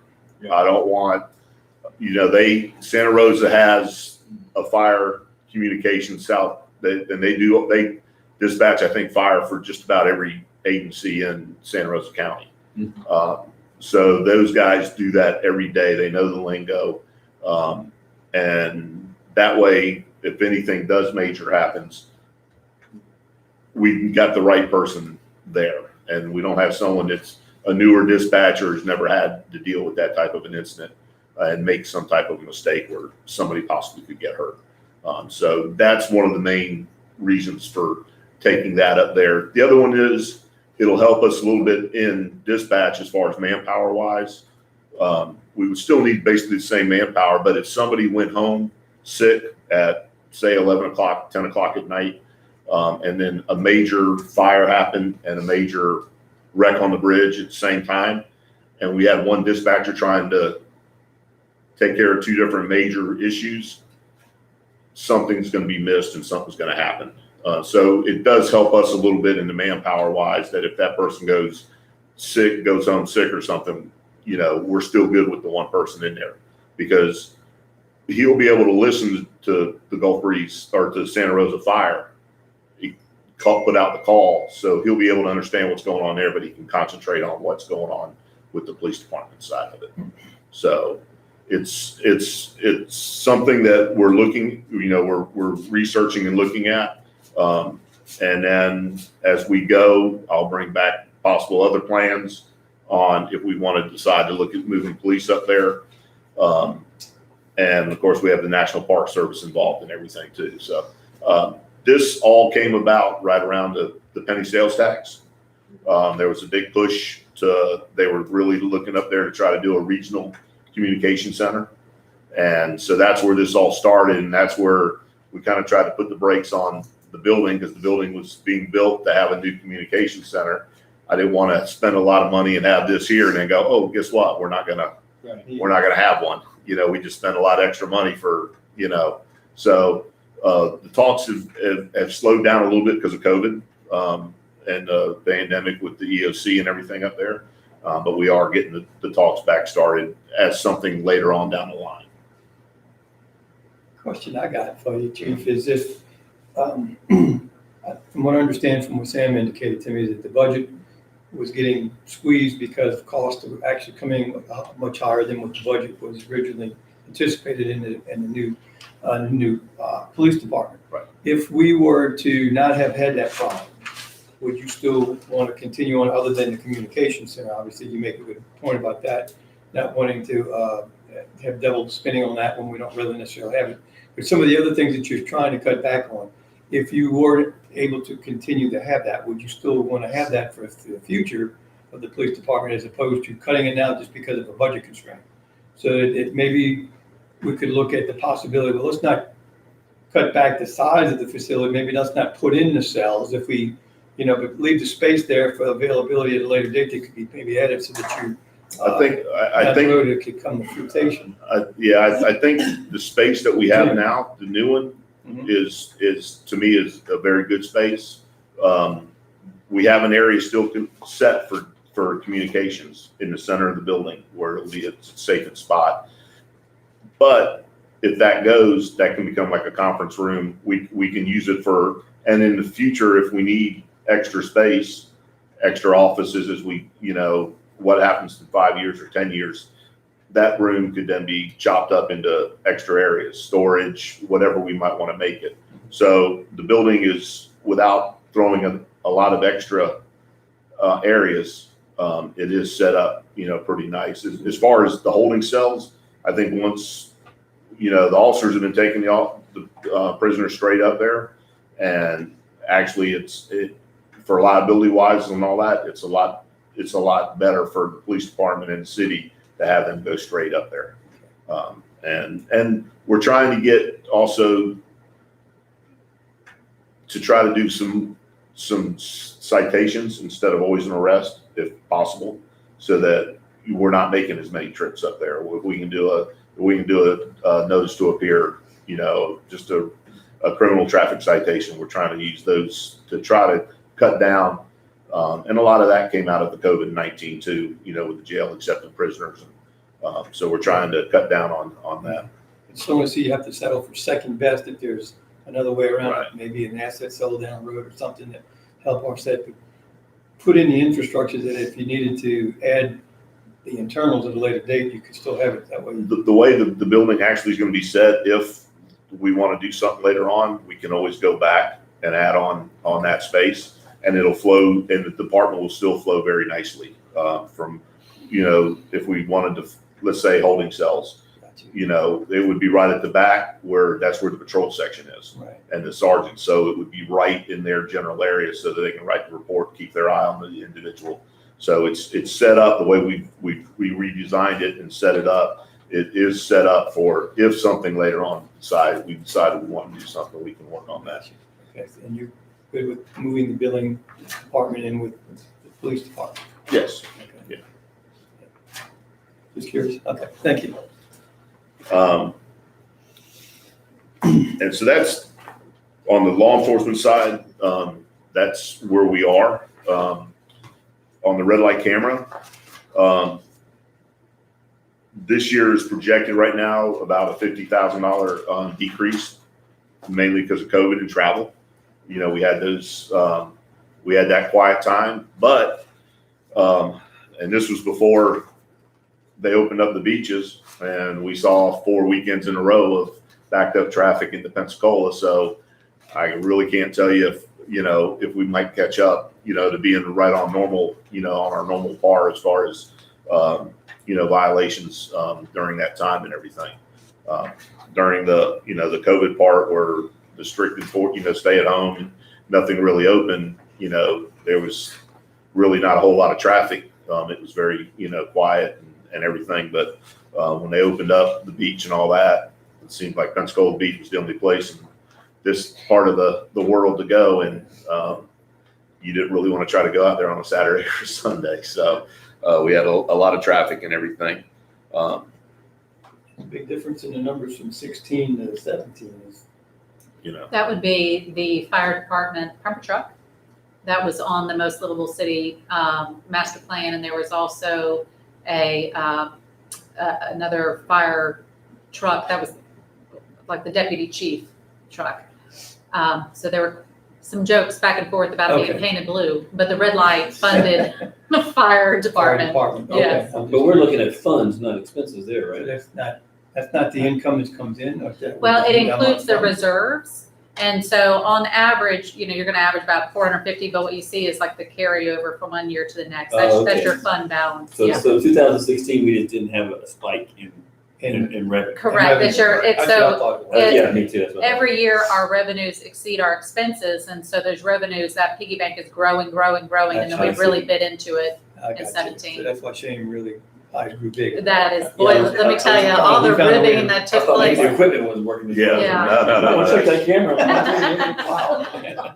Probably why Shane's not A allowed lot in of here when speakers Chief in talks 16. about red light, yeah. It's typically what the red light camera is, like I said, everything's used in the public safety field.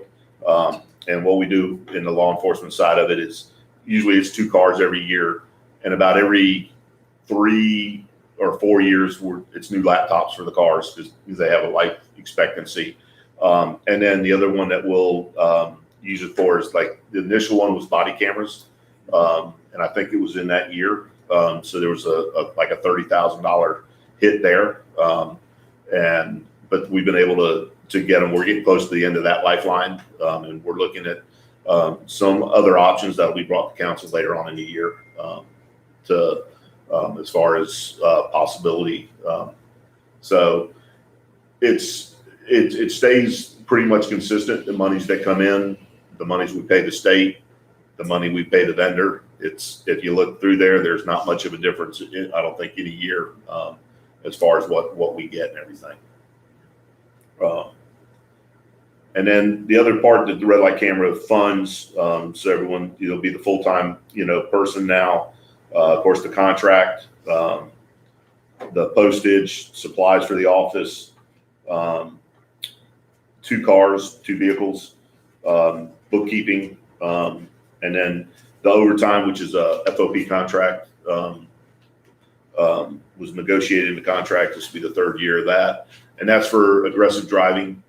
This year, of course, we're not doing so much of it because, the last thing we're trying to do is have as much, we're having as little contact right now with people as that we can due to COVID. So, we've cut that back right now until either we have more traffic issues and or COVID, we're able to get out and traffic starts going crazy again. So. Okay. Any other, Is there any, I know right now we only have 1 K9. Yes, Is there any future look at getting another one? Would that be beneficial if we had 2 K9? we're looking maybe not have 2 canines. Just the problem when you have 2K or the canine, one is if there's an arrest made, let's say he makes the arrest, the other officer has to do all the traveling. Has to take the prisoner. If he has to take him up to Milton, you're down to just him. Let's say something happens right after and he has to make an arrest. Well, now we have to try to call another agency.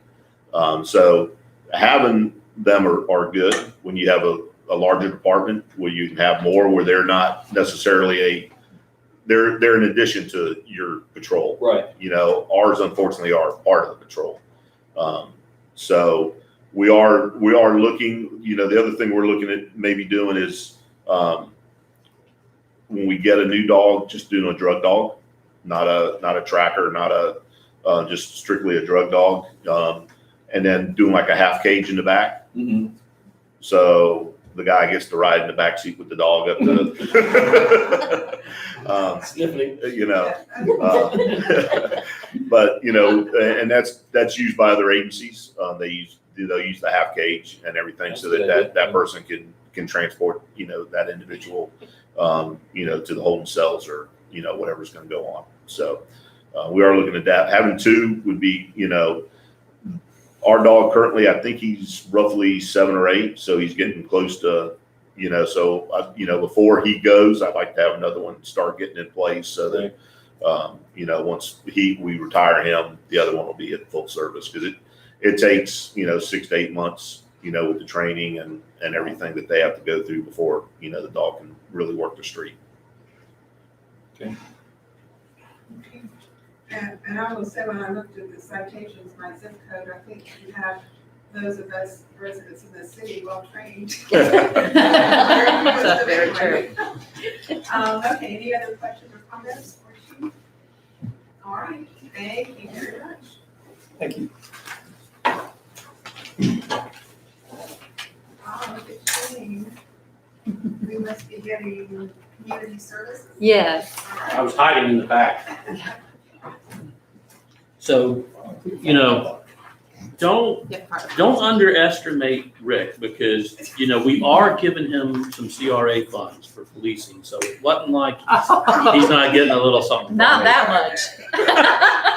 it. Well, I mean, it's year after year. No, Mine was okay. a one-shot deal. So it was close. Yeah.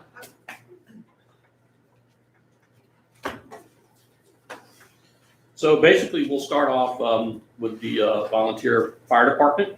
As it's currently staffed, there's a chief, a deputy chief, an assistant chief, 3 captains. That's one over each of the large pieces of equipment. That would be a captain over the ladder, the pumper, and the engine. And then each piece of equipment has a lieutenant, and there's 4 lieutenants. And then there's about 10 to 12 firefighters. Of course, we're a full service fire department for the municipality. We do administration, we do fire suppression, we run medical calls. We also do fire prevention and education. We work standbys for the football games and for the carnivals. And fairs. We also go once a year to all the schools during Fire Safety Week and do a fire safety education program, stop, drop, and roll. It all depends on the age of the child. And we also do safety and training. So this year's budget, Ron Pulley likes to use the term maintenance level of budget. That's exactly what it is. It's in line or maybe a little less than last year's budget. And basically, a majority of that has to do with capital. We're not asking as much for capital this year. And if you'll scroll to my capital items, I'll just kind of go over what they are. On the slide there, we're asking for a TNT power unit and combi tool to put on the pumper truck. Right now, we have Hurst tools on the pumper truck, which are kind of old and outdated and left over. We switched a couple of years ago to the TNT high pressure tools, and we keep a full set of that equipment on the engine. And that includes the spreaders, the cutters, and the rams and the power unit. This is a scaled down version, and we're proposing to put that on the pumper, which serves as the backup to the engine. The combi tool is a spreader and cutter in one unit, and it also helps us by using all the same equipment and maintaining it. We don't have 2 different people having to come out and service the equipment because one is by one brand, which is TNT, and the other by Hurst. And also when it comes down to the operation of the tools, the Hurst operate different than the TNT. So that's why we're asking the combo unit on there. What I have priced is a new power unit that runs off of gas. And actually the combi tool we think we can get at a discount and is a demo unit that's been used. So we're going to try to go that route. And the second, and that's $10,000. And the second item we're asking for is a forcible entry door prop. That allows us to repetitively force a door. The picture you see up there is just is an example. We haven't narrowed it down to the brand, but overall, that's what it looks like. So we can have training. We do training with houses that are demoed, but those are residential and pretty easy to force. But this scenario, we can make it a commercial door and make it very difficult to get into, and it just allows us to train that much better. So I'm sorry, would that just be for training? The door? just for training, yes, Oh, just for it's a training, prop. Yeah. Okay. That's what I would do too. Yeah. You take So- Oh, good. That's it, in a nutshell. Just to let you know, some stats, I don't know what I did with that sheet. In 2019, we ran just a little over 1,000 calls. It was 1,002. And our response time for 2019 was 5 minutes and 22 seconds. So, you know, when you look at that, we have to, you know, if you had a career department and the station was manned, you know, they respond right from the fire station. But, you know, we have to go from our houses to the fire station to get in our gear and then on the truck and get there. So that's, for a volunteer fire department, that's a pretty good time. Pretty amazing, it sounds. And you do that by the location of the fire station, keeping it central to the city. It's like right in almost the middle of the residential area. Sounds like good results. I'm just curious, what's driving the change where it does seem to be going up this quarter? So a lot of that is just done, you know, we have a bunkhouse program, and sometimes right now there's nobody doing it, but we've had people that actually stayed in the firehouse and lived there, and that helped cut down on that time. But I think Councilman Torgerson is also asking about the number of incidents. Oh, what's driving? No, you are, okay, good. So actually, our incidents are way down this year due to COVID. We, as all the county fire departments, our primary mission is fire. Medical is kind of secondary. Yes, we can get there a lot quicker than the ambulance, but we've had to step back and you know, during the time of COVID, you got to have people there to put out the fire. So countywide, the fire departments have curtailed what they're responding to, and basically the medical calls are classified Alpha through Echo, and Alpha being a non-emergent call, Echo being the most serious call. And so all of us countywide are only going to Delta and Echo class calls. And so we're right now we're at a 401 is what we are currently. So it's cut down tremendously. On a normal call, how often do you use the cutting tools and the Probably once or twice a year. It's like when you need it, you need it. Right. So it's not like every 10 calls you're using a piece of that equipment. Correct. It's just like a car sealed up good or something. Or do you use it on houses too? We can use it on houses. You can use it on cars. You can use it to lift cars other than airbags. I mean, you name it, we can do all sorts of types of scenarios with it. We even cut a guy out of a Coke machine with one time. Was he chased by a drug dog? No, he just tried to reach up there and steal some Coke. Oh, I got it. Is the Hearst brand, is it electric? Is it gas also? We do not. They're all gas. We do not do good with electric cars. I don't know why. It's just because the tools don't get used that much. And they call it hydraulics, and that's the wave of the future. But the gas just suits us better, and I think that's what we stick with for now. I would think with gas, if you don't use it, you're out there trying to get it to start. Maybe if you use it to cut the grass. Yeah. Is Is it electric start? No, they're pull start. They're Honda engines. Very easy Reliable. to start. You know, we run them once or twice a month. Another thing we've done, it's, you know, the canned gas now that you see at Lowe's, it's saved us tremendously, because that's what we use in a lot of our small tools and stuff, and it's fresh. So it's a lot easier to use that, and it's made it much easier to maintain. Probably. Say again? Probably ethanol free. It is ethanol free. Yeah, we have to use ethanol free because of the boat, so we have a big tank of it back there. But that canned gas, it's helped us out. So you haven't had It's any pre-mixed. starting issues or maintenance issues on the gas operating because Not like in the old days. Yeah. When you were using a Briggs and Stratton as Yeah, well. yeah. These are all Hondas now, and I mean, they start usually 1 or 2 pulls. even with Scotty yanking on the rope, huh? You don't yank the rope out of it. Scotty can break an anvil just by looking at it. Okay, sorry, I said to ask. So that's it in a nutshell for the fire department. Okay, any other questions, comments about the fire department? All right.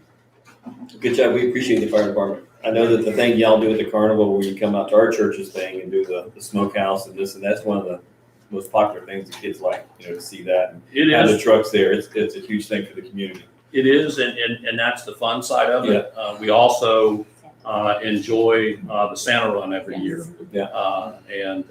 People ask me year after year, you keep doing it. It's like, man, I think I would be shot if we stopped. It's So part of a small town. it's very, very unique, and we enjoy it. We get up there early, we put the lights on the trucks, I order all the guys pizza, and, it works out. And we appreciate it. Yep. And so we'll move on into community services, and again, it's a maintenance level budget. Community services is staffed by 4 full-time employees, a director, a senior staff assistant, a code enforcement officer, and is the assistant fire marshal and safety officer for the city. And then we have the CRA neighborhood services coordinator, and that position is split 50-50 with the CRA fund. And then we have 1 part-time employee who's a code enforcement officer.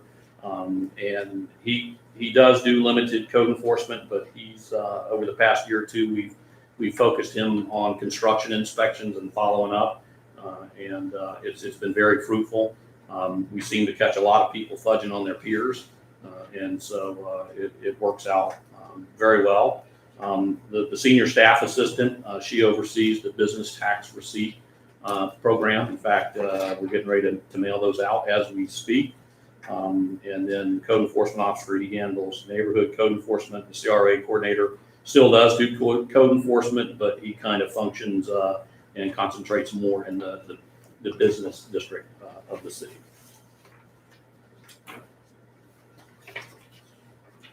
Some of the programs we have is the neighborhood enhancement program, NEP. I heard Samantha talking about it earlier when she was kind of giving the general budget overview. That's a semi-new program. It's been into effect 2 years in a row. The first neighborhood we went to was Soundview Trail, and it resulted in the speed humps that you see there.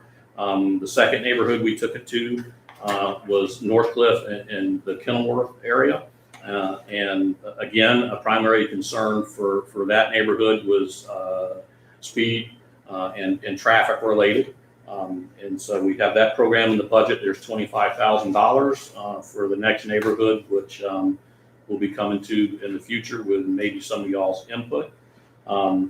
We do oversee the community redevelopment area. And a recent project that you can look at for the CRA is the Daniel Joaquin Streetscape project that has just finished up, and we have the roundabout. We do plans review for the city, code enforcement, business tax receipt, and life safety inspections. Just to kind of give you some performance measures, there were 342 code enforcement cases in 2019. We reviewed 620 sets of plans or permits or projects. We issued 571 business tax receipts, and we conducted just a little over 1,100 construction inspections. The 2020 approved budget was $336,708. Right now is $720. We're about at $250. So we're expected to finish pretty much within projections. And it looks like the 2020 projected budget is $336,708. I don't know about those numbers. I think I got those wrong. No, you got it. Okay. And like I said, it's basically the budget remains. For fiscal year 2021. Yeah. Well, but it Well, says if you it's look gonna on- change. It's next close, page. yeah. If you look on page 13, we're projecting 341,000. So you're off about $5,000. We'll let it pass. And basically that's just due to salary and wages and healthcare. In fact, there are no capital requests in this budget this year. Shane does. I mean, his department, they are so efficient at what they do. They're a mature department, and they get so much done. the first year that I worked on a budget with Shane, he brought it to me on a sticky note as a joke. And when you look on page 13, the budget comparison, you can see, but it does not change. And he does a great job at all the many hats that he wears, and especially for this budget and with the manpower that his department has. So we say it a lot, but it really is incredible when you look at the number of permits and code enforcement. Exactly. Well, I have good people, and with that, I'll answer any questions. If not, I'll turn it over to Craig. I think he's behind me, and I think he has the information for the CRA. Okay. Any questions? Good for job. Shane? All right. Thank you very much, Shane. Greg?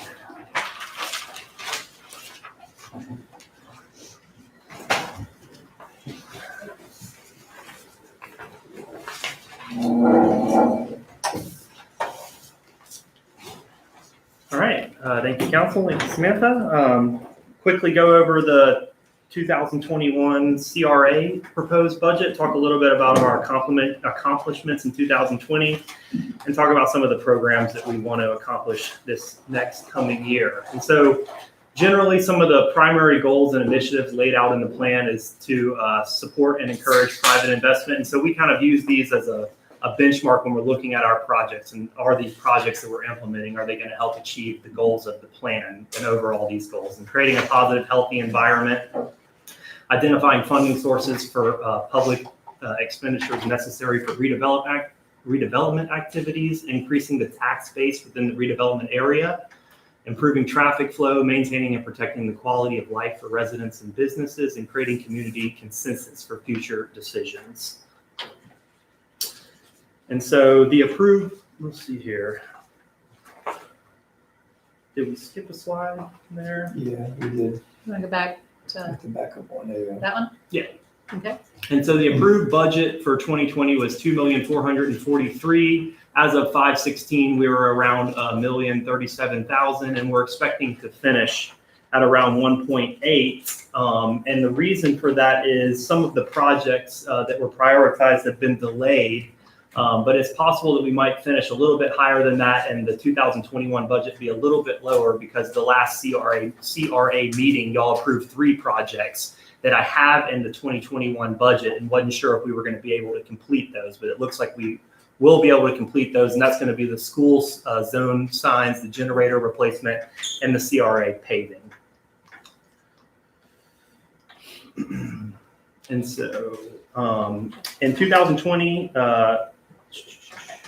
anticipated to finish 639,590,000 under budget, and that was again for those projects that I just mentioned. So it's possible that we might not finish that much under budget, and I would just reduce the 2021 budget accordingly if we're able to finish those projects this fiscal year, which we're shooting to do. It's going to leave us with about $607,000 in reserves for the next year's budget that we'll prioritize again for underground and utilities, multi-use pathways, so on and so forth.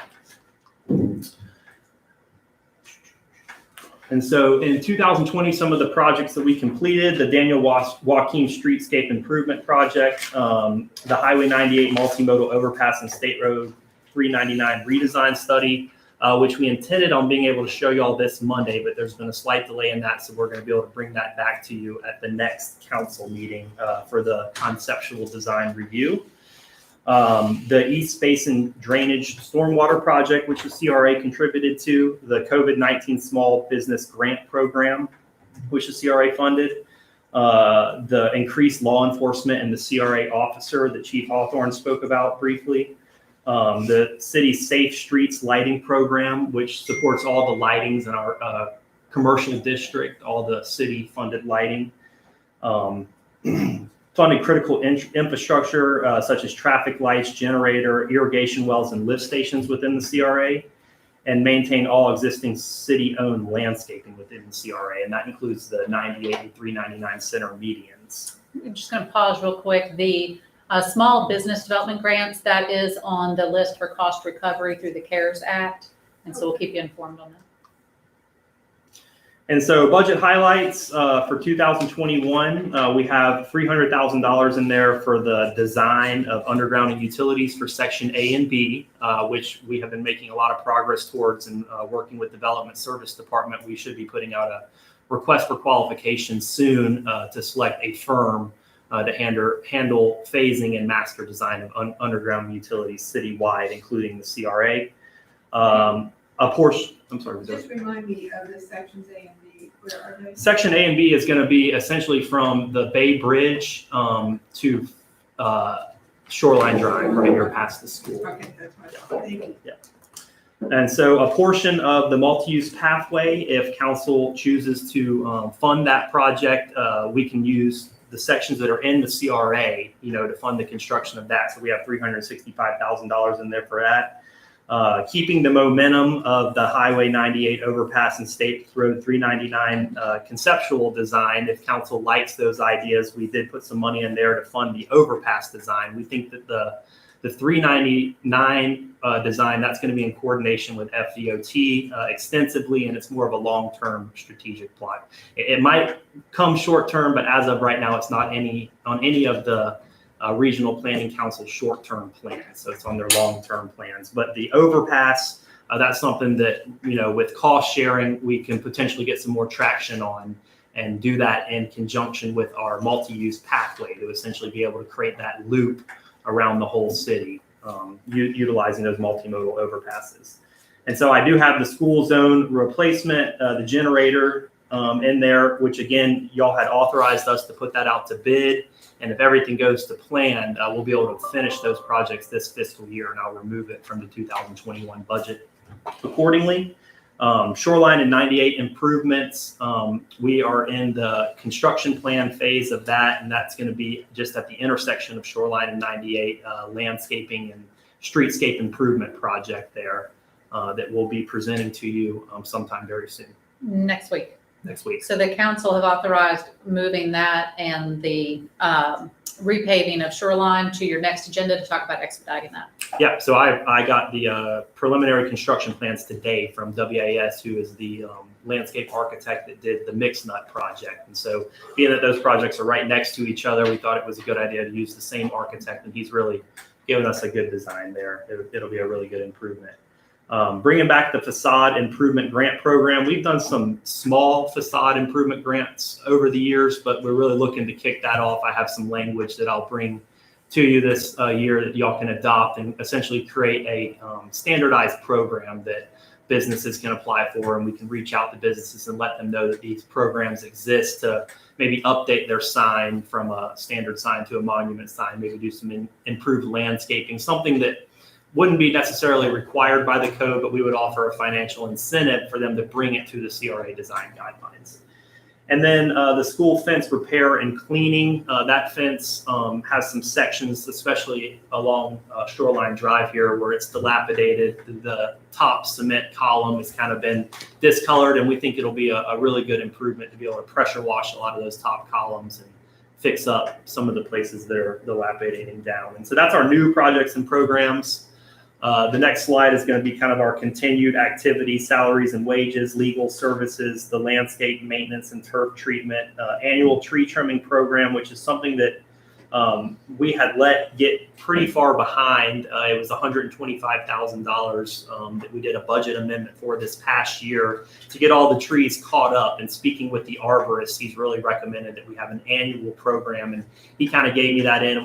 We think in the bid price might come in lower than that, but he gave me that as kind of a placeholder to be safe, to pay attention to the 400 or 500 trees, mature trees that we have within our CRA. The utility payments, the street lighting, the membership dues and employee training. Shane and I attend the Florida Redevelopment Association conference each year, where we always bring back a lot of really good tidbits and best practices for the CRA each year. Operating expenses, administrative overhead, and then the policing initiative there at the bottom. What is the? The policing initiative is that funds that CRA officer and essentially the additional policing activities that take place in the CRA, which is our core area. And so that our core area is putting a lot of pressures on our police department. It's really that 98 corridor that they do the majority of their calls. And so the CRA contributes to that as a safety initiative, traffic enforcement, drug enforcement. Would that also be like when it's the big weekends, for more police support? Correct. Yeah, anytime our 98 district needs additional above and beyond policing based on the growth and population pressures that it experiences, that the CRA helps support that. So if there were any questions? Any questions, Craig? Yeah, the area, as far as landscaping, the area where we just did the landscaping or the community did landscaping sign on Soundside. So that was actually completed by the neighborhood themselves. So the council authorized that because it's Right. within our right of way, but it was fully funded by the neighborhood. What about, is there any in the plan from there moving towards the bridge? Is a really ratty looking area through there is there any plans for that to be looked at? Is that something we own? I had included that in the fiscal year 20 budget, and we removed it by amendment to allow for the overpass in 399 study, which kind of came up as part of our budget hearing last year. And so that got eliminated. And so we There's do also been a have, lot of construction and activity there, so it just wasn't the Correct. best timing. and so I think that if that is a project that the council would like to see, that I can find some money in this year's budget to It just seems potentially like it's the include that. last little pocket. Now, are the apartments gonna have to do something where they're doing on that pond area / gas station, whatever that is? That's their retention pond in between the rectifier, and I think that's the gas going out to the beach there that the city owns, that little easement right there. But yes, the pond that they're using as their lay down yard, and kind of it's all in disarray right now. It will be sodded and surrounded by trees. I just think it'd be nice if we could just look at it somehow or another, work in the budget, that last little strip there. It seems like it's the last little one as we head to the beach. Everything else has been done. Yeah, I've already It talked wouldn't with seem like it'd take that landscapers. We've much. already kind of come up with conceptual ideas of a natural Florida, kind of scape through there, and just getting all the invasive vines and stuff, but going with grasses and saw palmettos and, some oaks in there. And I think we can kind of blend it with the palms that are existing there. Now, as part of the tree trimming project, we trimmed those palm trees there that had never been trimmed, and it really kind of opened up Wayside Park and kind of created some space there that people could see the water better. And I've enjoyed that transition. But yes, I agree. That is an area that needs attention. It was on last year's budget, but got removed, and just wasn't again, if it's something the council would like to see, we can include it in the budget. I'd like to see us take a look at it. Yeah. David, you're talking about the area when you're about Soundview Trail going toward the bridge? Yes, that last little Yeah, blimey across over. from Santa Rosa. Yes. In between the entrance of Soundview Trail and Wayside Park, essentially, and there is, yes, Yeah. we own, our right of way goes all the way to the tree line. And don't we have water in there now? If we did something, don't we, since they put the sprinklers on that corner? The well is right there. It's all very easy to do a project Yeah, there. okay. Mhm. Okay, all right, anything else for Craig? All right, thank you. You're doing a great job. Just out of curiosity, the project on Joaquin, what's all those patches that we've done on the street? The asphalt was laid too thin there. It's something we identified as it started to crack and degrade a little bit. And so just as a follow-up inspection prior to the year warranty expiring, I've kind of gone and looked at everything. Preempted that? And we required that they repair that and lay the asphalt at the 1.5 required depth prior to the warranty expiring. So that was warranty. Yeah, okay. I was wondering, because you can already see the new stuff faded and the original new stuff. Now the patches really stand out. Yeah, it'll blend in. It was not ideal. We were not very happy once we, It went looks- out. yeah. And yes. We were glad we were able to address it under warranty. Gotcha. And Okay, I was get it to wondering the depth that. it needed I to didn't- be at. Never seen it. Anyway, thank you. Craig, is that the same company doing, the streets, for the East Basin work? Is the East Basin is being done by a different company. That was Roads Inc. who's doing our Bear Drive. And so we do go out and monitor them pouring the asphalt to make sure it's the appropriate depth. We don't watch them pour the entire time. And at that particular area, there was some grading changes to get up into the arbors, which caused the truck. It was just some issues with how far they milled down and the way the truck went over. It just wasn't quite at the appropriate depth. And with the big trucks, we think the garbage trucks and such turning into the arbors, it just wasn't able to hold up to that stressors, and we were getting cracking early on. Just a question that the parking bumpers there on the Daniel Streetscape, we're getting really beat up. Correct. I'm working with streets and drainage, and we're probably going to have Justin and crew go out and see if we can drive those back in. I'm talking about the stakes. Some of the stakes are coming out, and that's happening by large trucks hitting those. Which was almost kind of the point of putting those in. We wanted to be able to protect the pedestrians as they're walking along that sidewalk when, during a football game, when it's fully in, we didn't want those big trucks to be able to just pull right over the sidewalk and threaten a resident. But yes, it is in need of attention. It is on our to-do list. Yes, sir. All right. Anything else? Thank you. Thanks. We have Parks and Rec next. Yes, we do. Welcome, Mr. Foley. It's really good to be here. Honestly, it really is.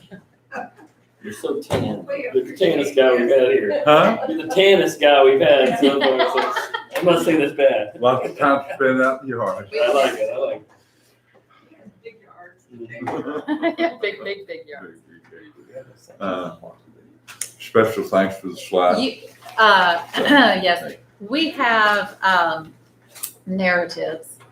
And so the slides were done today. So Ron, what he's referring to, he has been working primarily remotely, and he also has had staff significantly affected by COVID, which you'll hear a little bit about.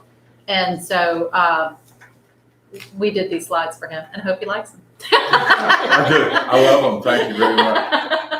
Thank So you'll have them in your budget next week as we continually update everything.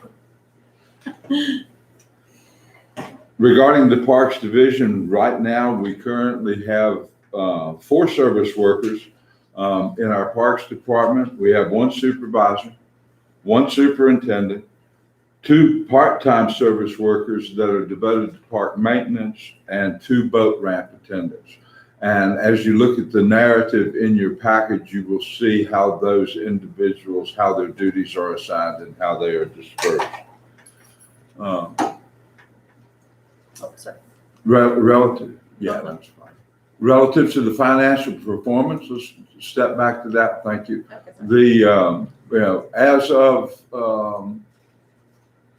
As of 75% of the year has passed, we have 75.21% of our budget expended.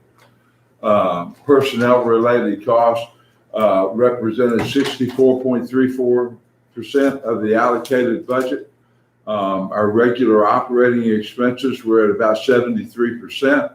And one of the reasons for that we weren't in better shape was we had a contractual service expense of legal fees of $24,000 that we had not anticipated. I am making an assumption that those were related to Navy Code. I believe Yes. so, that was allocated to the. Yeah, Yes, that's because a it pretty did- safe bet, right? Yes. Because you know that Right. was instigated by the initial desire to make that more of a park. And of course, it is not a park, and you don't see it mentioned in any of this anymore. So, yes, I would not think that would be allocated to your budget next year, if there are any further expenses. So the point worth considering is that we are well within our budget expenditures. The impact of COVID-19 relative to the parks operation has been minimal because our parks have remained open throughout. Pretty much, except for maybe a week or two, our parks have remained open for families and individuals to use within the COVID-19 recommended safety precautions. And our restrooms are open. And currently our parks are open to those activities that can adequately maintain the social distancing requirements that are out there. At this time, the NCAA is considering as a sport that is on par with football relative to the risk related to the possible transmission of COVID. So we are limiting our soccer activities right now to practices and activities that can promise that appropriate social distancing. Games and practices that allow contact and in contact between players are not being permitted at this time. Okay. So what would be permitted then? So there'd be no soccer, no football, no basketball, no. Right now, the local governing body for football has suspended their season for the year. So there won't be any Little League football. GBSA is working hard right now to come up with a flag football program. And if they're able to come up with a flag football program, it's very possible that they will also initiate a 5-on-5 or maybe a 7-on-7 soccer program. That will minimize the contact, right, and allow these kids to have an opportunity to get outside. Are other areas doing the same thing, Ron? So it would be like teams playing? We are taking a little bit of a leadership role in the flag football program. And Tiger Point, as they were talking about doing one, and the Regional Football Council that does the regular tackle football is encouraging the parks to do flag football activities. And I think that can be done and managed safely. The most difficult part of managing that is going to be the spectators, quite candid. Quite candid. What about lacrosse? Are you worried about that? Still no? We still don't know. Yeah. We still don't know. I tell people that my crystal ball right now looks a little bit like a bowling ball. Mm-hmm. I'm not getting a lot of good feedback out of it right now. And what about indoor volleyball, girls volleyball? Everything is right now on schedule to begin on September the 14th. For that. Volleyball, soccer, the flag football, all of that is on schedule to begin on September the 14th with the evaluations and the drafts and things like that. Now, what happens between now and then? I understand. Just when our barber asks us, we'll know what to tell them. Right? Everything is on schedule with the GBSA right now for the 14th. Okay. Do you think there'll be the same level of interest in the substitute sports? I think you're going to see, based on registrations and stuff, I think you're going to see a significant number of families who choose not to participate.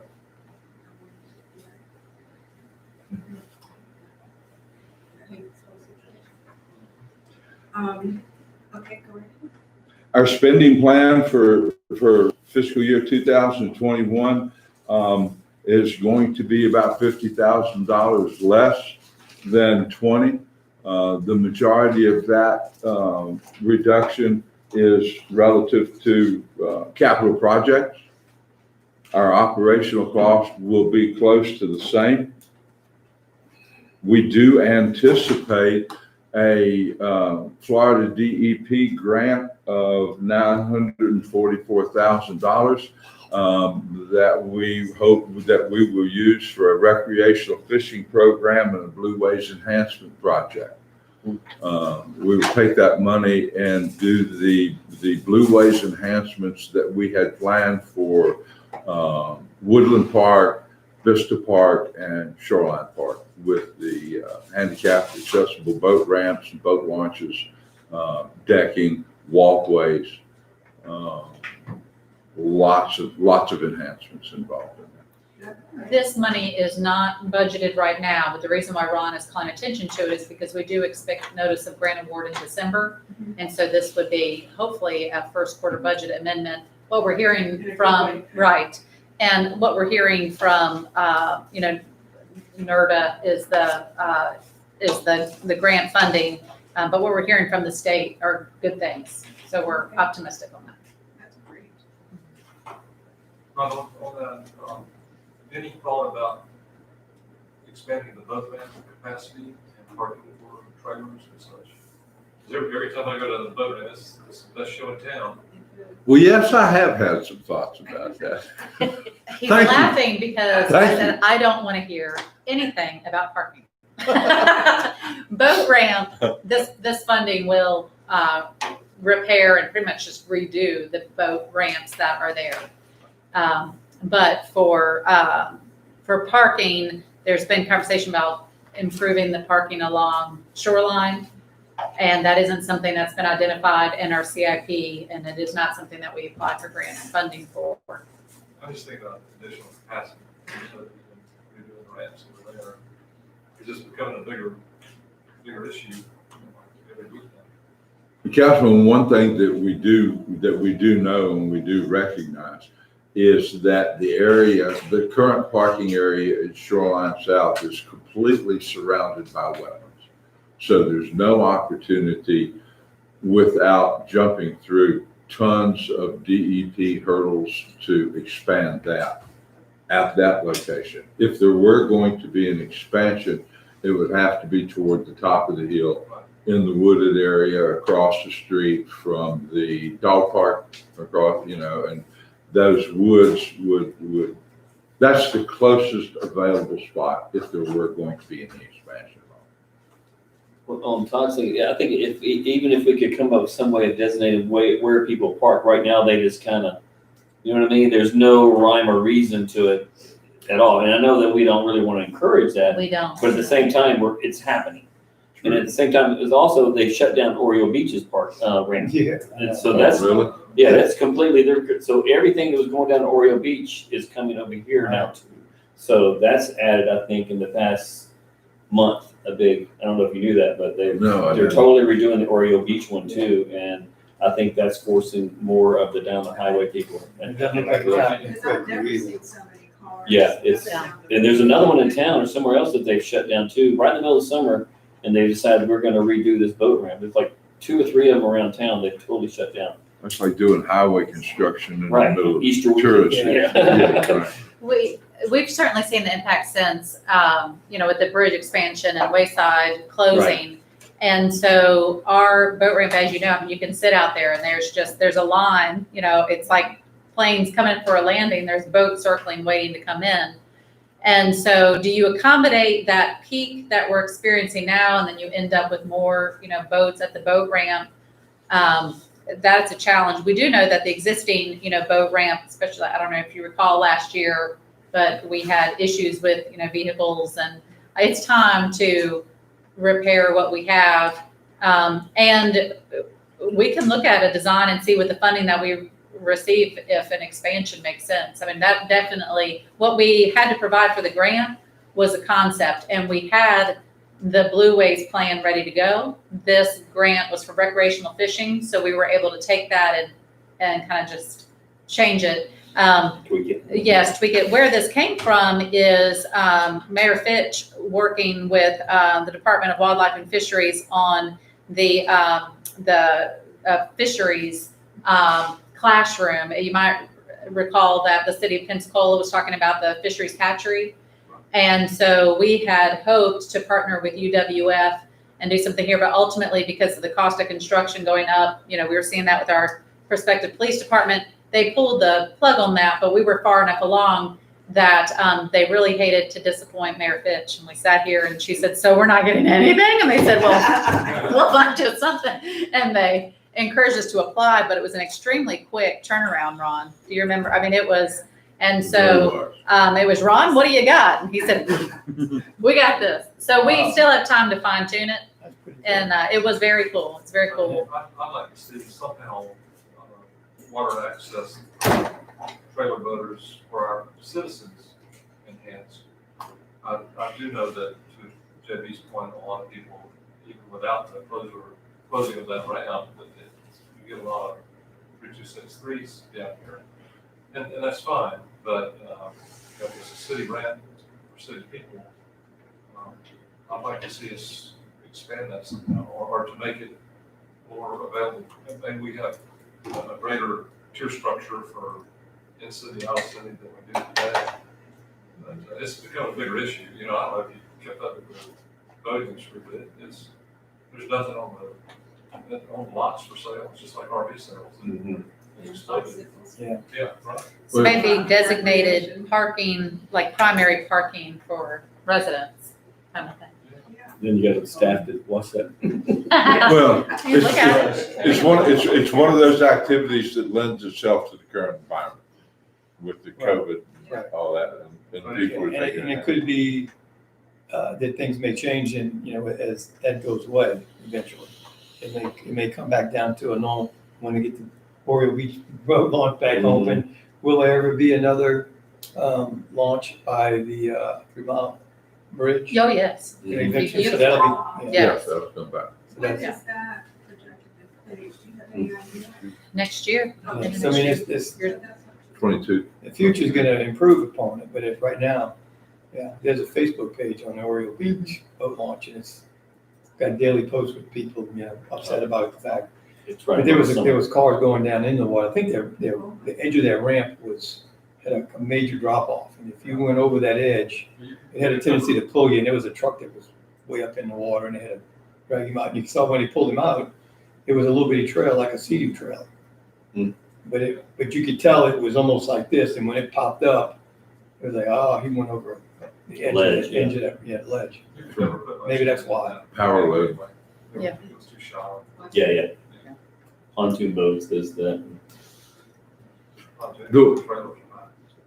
The one thing that I would like to call to your attention, and you know this, and it's been mentioned before, but our splash pad expansion was completed this year, even though we have not had the opportunity to open our splash pad. That's a shame. But it was completed, and a portion of the cost of some new benches and a additional shade structure was provided. $5,000 was provided by the Lee family for that project, and I just take this opportunity on the record to thank them for that again. That's wonderful. That was much needed. It really was. Whenever we can open up again. On that note, we probably should do some runs on that thing, just to, not to have people, just to make sure.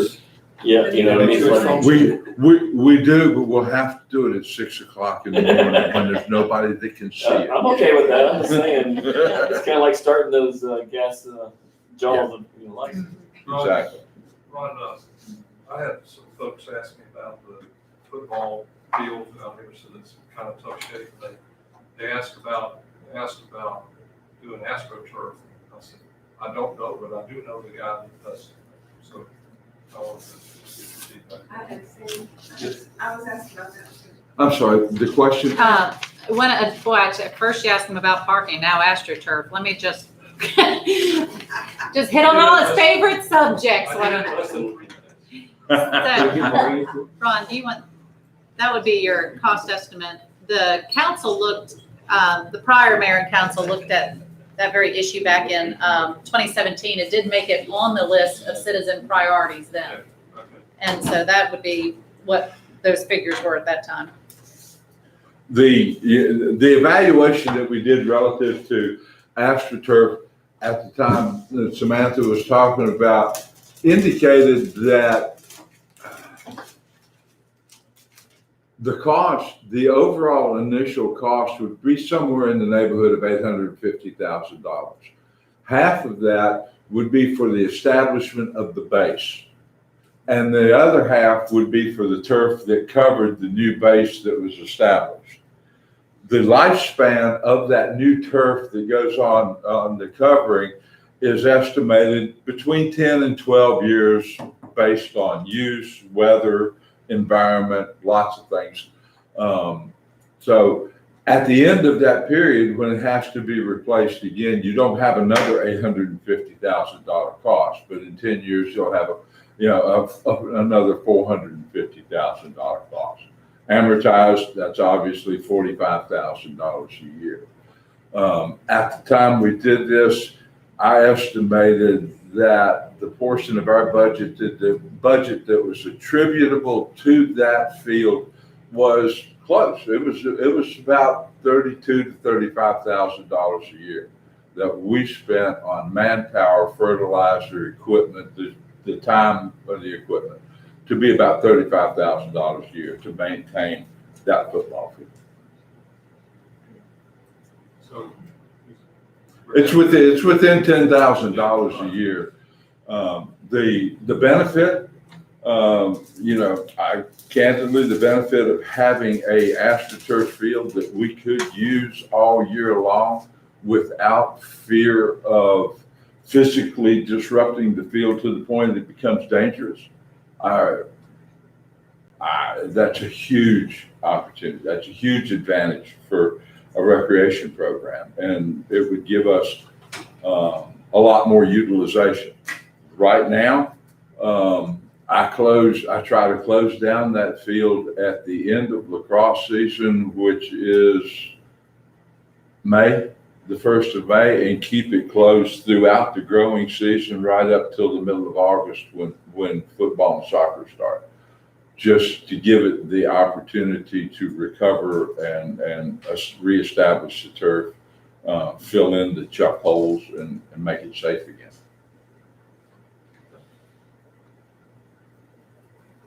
Sounds worthwhile. Does the AstroTurf not, doesn't it cause more injuries than natural turf? I'll speak to that as a soccer mom. There you go.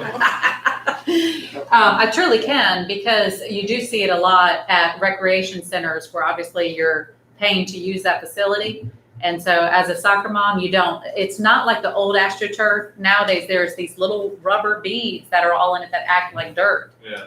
And so you can slide on it and there aren't any injuries. And, soccer's pretty high impact for using the turf. But you don't see an increase in injuries. Very different from the old AstroTurf from 20 years ago. So as far as like ankles or knees where it would have a tendency to bite. It's just like dirt. I mean, it used to be like you were on a rug. You would get burns and everything else, but now there's these little black balls that's just like dirt in it. It'll get in your socks, and the guys, when they get up, or girls, that they'll, wipe their legs down from it and just. The actual fibers in the filaments now are up to 4 inches tall. Really? And then it's filled with the beads or whatever. particles that Samantha's talking about up to about that point. So you've really got a much more natural sense of what you're doing. It seems like that would have to be re-leveled and this and that. So there'd be some maintenance with that, I would think. You do. Yeah. You do. There's a roller. So there would still be some maintenance to go back. It wouldn't be totally maintenance free. No, it would not. No, yeah.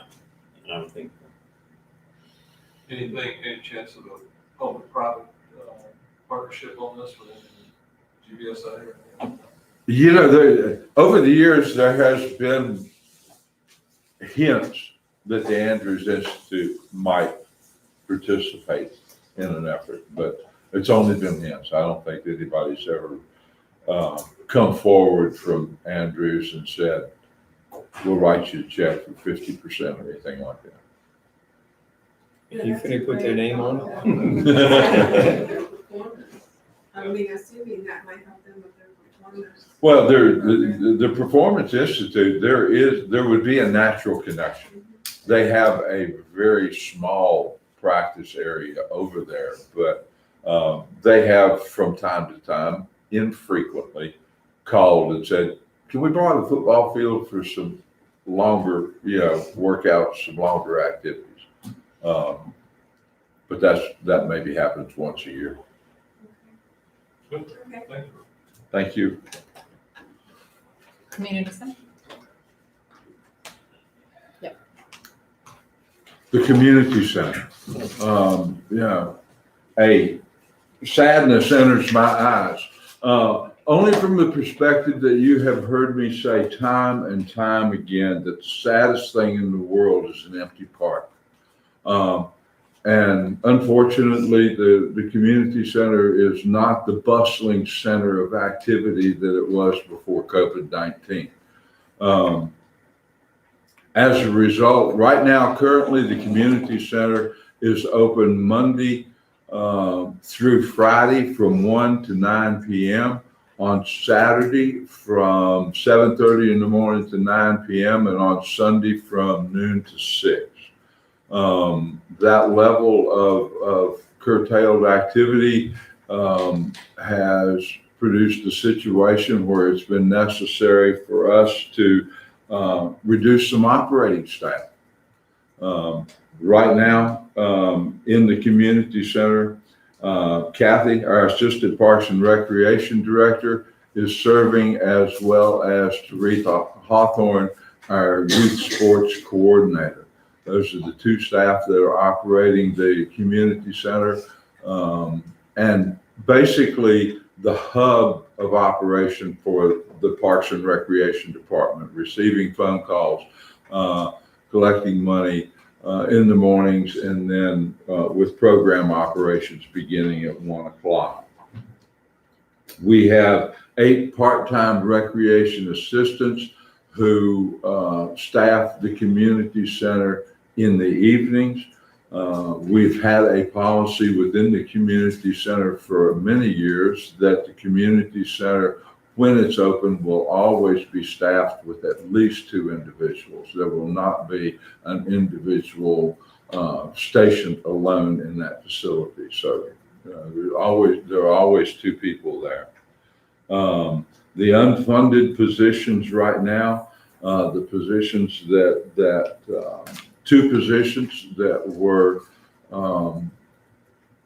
furloughed recently, the special events coordinator and the facility coordinator. The individuals, the facility coordinator is responsible for maintaining the schedule of operating programs on all of the community center facilities as well as the park facilities.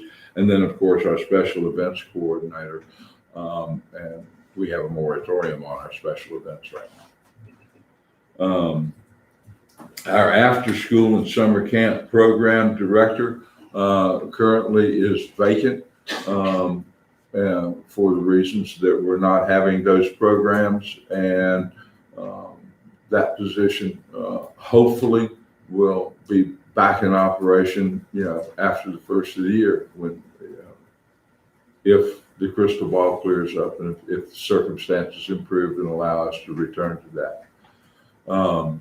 Our evening supervisor and facility support coordinator, those 2 positions became vacant. Those individuals took the opportunity to transfer to other employment within the city, and we've chosen not to fill those positions as yet. And then, of course, the part-time recreation assistants that serve as camp counselors or after-school program counselors, those positions are not filled. Do you think you'll have any trouble filling them when you get started? Historically, in the past, no, ma'am, we haven't had any trouble filling those positions. I did want to point out that from mid-March until literally just the last couple of weeks, we have redeployed positions in our attempt to maintain the current manning. But as it has prolonged, it has only been in the last couple of weeks that we have furloughed positions, which means that they are still receiving, health benefits. And we have every intent of, when things return to normal, being able to call them back to a schedule. And I also just want to point out one other thing real quick, and that is we're informing you that these positions are recommended to be unfunded next year, and that when things return to normal, then the council will take action to fund them. But in your budget right now, in these numbers, it is not reflected that they are unfunded. And the reason for that is it would be such an outlier, it'd be almost disingenuous for me to tell you that next year's operating is gonna be 8 million less than this year, and then you find out it's because of this anomaly. Sure. So we went ahead and put them in just so that you can really compare apples to oranges, but in the final budget, we're letting you know that these likely will be unfunded. So I'm sorry, tell me, Ron, what are the hours again of the rec center that's open? Monday through Friday, from 1 PM to 9 PM. Saturday, all day, 7:30 to 9 PM. Sunday, 1 to 6. So, I mean, why are we staying open till 9, I guess is what I'm wondering, and there's surely nothing going on in the rec center. I mean, my Destin Commons, the shopping center closes at 7, and Destin with 1 million people there vacationing, we're closing at 7 o'clock. We do have programs that lend themselves to adequate social distancing, such as jazzercise and aerobics and the fitness programs that are in there. Up to 9 o'clock at night? In the evenings after 6 o'clock. I can't tell you, JB, that they're there till 9 o'clock. I think probably they're gonna wind up between 8 and 8:30. Really, they're that late there? Yes. Okay. I just wanna make sure, it's like 7 to 9 on Saturday, I go by there and there's one car in the parking lot, and you look at a boat trailer hooked to it. An empty boat. And I don't wanna cut these kids out of a job, but, maybe we could utilize them somewhere else. I just don't want them to sit there on their cell phone for, making $10 an hour too, it's I just, completely agree. so it's, I think we should take a look at that, if it's gonna continue like that. I mean, I think we should be open during the prime time, 7 or whatever it has to be, but I don't know, I think that's something we should take a look at. I will. Thank you. Anyone else? All right. And so, Mayor and Council, that concludes the funds that we have prepared for your consideration today. Taking you back to the budget memo for August 30th. We anticipate talking with you about streets and stormwater, natural gas, solid waste and transfer station, and both water and sewer funds. At the next meeting on the 17th, we will follow up on any changes that you have for us, any other remaining budget items that we've discussed, and then also TDAC and Tiger Point at that time. Your Tourism Development Advisory Council, they're going to be meeting to make recommendation on the budget. Austere as it is, it'll be a quick meeting, but they're still going to go through that. And then Tiger Point is kind of always one of those last things that we fold in. So, We are meeting on the 3rd. yes, the 3rd will be when we go over the enterprises. Yep. That is all we have, unless you have any last questions. So what does that mean? We gotta come back at 5? Yes. Can't we just vote on it now over here? Mary Jane, Good. it's a tentative millage. Oh. Yeah, no, setting I up think tentative. Because it was noticed for 5 o'clock, it's a special meeting. Yeah. Um, Sorry. Huh? 5 o'clock somewhere, right? Yeah. That's Margaritaville, right? Yeah. Basketball. Huh? There you go. Okay, so we will end our budget meeting then, Any- and then any- we will. We did. Okay, Yeah, so we public don't have any forum, public, there's yeah. nothing, okay. Okay, that's what I thought. All right, and so we will reconvene at 12 o'clock for our special meeting. Thanks, Mary Jane. 4 o'clock.